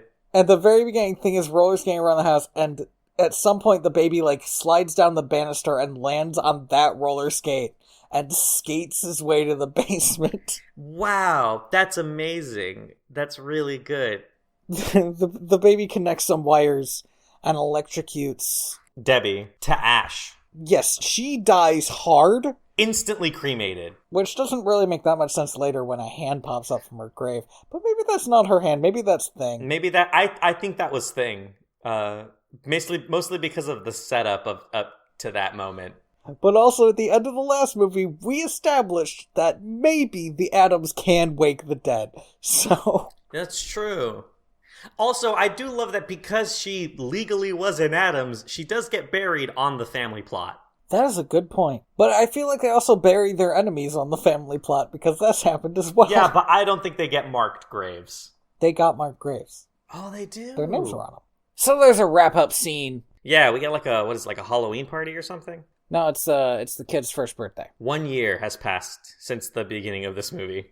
Cousin and Margaret show up with their new baby and their new nanny, who looks exactly like Fester. So, like, ooh, they're gonna hit it off, you know? Mm-hmm. Oh, and her name's Dementia, which is so goth. Wednesday and Numbers are hanging out. They're kind of sort of flirting in a weird way. They're kind of sort of flirting, and then Wednesday pulls that trick where it looks like Deb is raising from the dead. Yep. And so, like, that seems like hard flirting from Wednesday. Oh, yeah. I think so. Like, the only other person she's attempted something like this with at this scale, I think, was her brother, so he's at least a good friend. This is how you show affection. Da-da-da-da. That's the end of the movie. When I started watching the first movie, I was not sure if I was going to enjoy it. Oh, I really like the first movie. But I think by the end of the second movie, I had a good time overall. And I definitely really liked the first movie. I quite like both these movies. I wish the second movie had a plot that wasn't just the first movie again, but we're ignoring a lot of character stuff, you know? The thing is, I think the second movie has a better movie, but the first movie has a better execution of character. Yes, I see where you're coming from with that. Does that make sense? We had a lot of questions about the villains in the last movie, but also I think the villains were in general kind of fun. Yeah, well, they were very ridiculous. Yeah, they sort of fit into the world. There was just stuff said in the last movie that was delivered, like, slightly better than this movie. Mm-hmm. Like, they were very overt with the idea that the Addamses were outcasts, instead of being a little bit less overt with it like they were in the last one, where they just, you know, they gave actual examples instead of basically saying, we're just like the Native Americans. Yeah. being like burned as a witch or torn apart by horses for being traitorous, that's like a thing that actually happened to white people. I don't think at any point very few white people went through what, white people did to Native Americans. There are a lot of points in this movie where I was like, it could have been done better, but there was also just more movie here. I feel like a lot of the first movie was just like bit after bit after bit with a little thin plot holding them all together. Do you know what would be nice if this was some sort of television show? Yeah, or something long form, like a comic strip. I would definitely recommend the first movie. The second movie, there's just a lot of problematic shit in it. I cannot, in good conscience, recommend it because of that stuff. But it is fun. I would still recommend it. I feel like it's a good idea to view stuff like that, like with as critical an eye as you can. But I also think that particular portrayal, it's not nearly as bad as other shit we've seen, especially out of the 90s. What it was trying to do was say that these people were just perpetuating problems that they had been perpetuating for hundreds of years. Yeah. And like, hey, you can have a problem with that, and that's also fair. Yeah, and I guess what I'm saying is like, I still think it's a really funny movie, and I still think it's definitely should be watched. Just, be aware that that's in it. And even though it's intended to have a certain message, I can easily see people just not wanting that in their movie, and that's totally fine. I'm much more willing to rewatch the first movie than the second one because of that. I don't really like Uncle Fester in the second movie. I mean, neither. God. And like, I love Christopher Lloyd. He had some great deliveries there, but like, his character wasn't that cool. Mm-hmm. Yeah, so thank you for listening to Direct Video. VHS. I've been your host and tired human being, Tony Robusto. And I have been your host and eternally tormented ghost, Andy Reyes. You can find me on Twitter at Theater Bats, and you can find the comic that I do. Did I say Theater Bats? Or did I say, like, almost that? I think you said Theater Bats, but it was... but... You can find the comic that I do at inspiredbytrueevents.org. It is IRL 12:50 a.m., so we're really hitting the edge of our stamina. I didn't expect the Addams Family movies to be one of our long hauls. Even cutting out the 30 minutes of stuff, that's still almost 4 hours. I mean, I could probably get this down to 3 fairly easily, maybe a little bit. Maybe this would be one of the 2-hour, 40-minute ones. Whatever, it's Thanksgiving. Yeah. What? No, it's not. Jesus Christ. I'm tired. I would like to Andy, thank... who are you? I am at royalty_valens, but I would also like to thank Lee Rosevere for his song Planet E off of Trappist 1. Nice. Yeah! Finally. Rate us on iTunes or on your other podcatcher apps or whatever you have. Scream it to the wind. We watched the Addams Family and talked about it for so long. Give us 5 stars. Be like, they had opinions on Wednesday Addams. People will flock to us. We would. Yeah, she's super in the public consciousness right now, right? I feel like you're being sarcastic, but also... But it's Halloween, so she definitely is. But also, she's the one I know. Going in, I knew Wednesday Addams. Oh, I always was a big fan of Gomez Addams, because, I just love Raul Julia. No, I hadn't seen an episode of this. Oh, but I knew Wednesday Addams. Right, that is correct. Are we done? Is this all the things? Do we have more things? I really do feel like we missed something, but I cannot imagine what it would be. I'm so tired. We're done. We're gone. Even if we miss something, we'll fix it in post. Go to direct2.video. I will eventually start putting YouTube stuff up there more often. Clips of the shows. Well, we have so many, and we're going to have so many in this episode.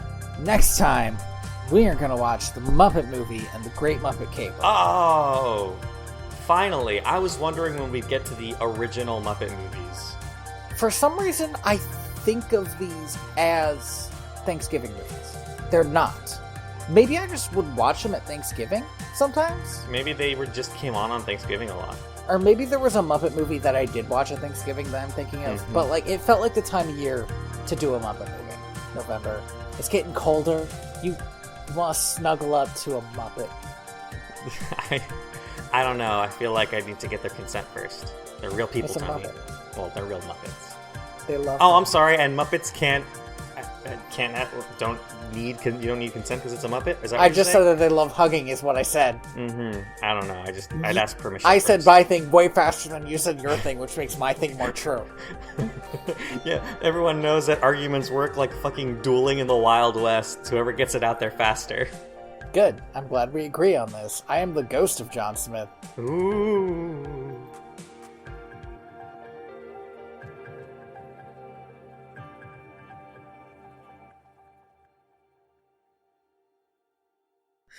You know what's not good? The movie Hansel and Gretel Witch Hunters, or whatever the fuck it was called. It had Hawkeye in it. I heard it was good, but not like good, but like fun good. It's Van Helsing good in that it's like a dumb, fun monster hunting movie. Damn it. We're not gonna be able to have another Halloween one, but like Van Helsing and Hansel and Gretel? We need to put that one on the list, though. Like, that's definitely like a back burner. Oh, talk about fine wine. Yeah. I do not drink wine. I drink blood. Wait, no. I think he just says, I do not Drink wine, yeah. If he said, I drink blood, that's no longer like a double entendre.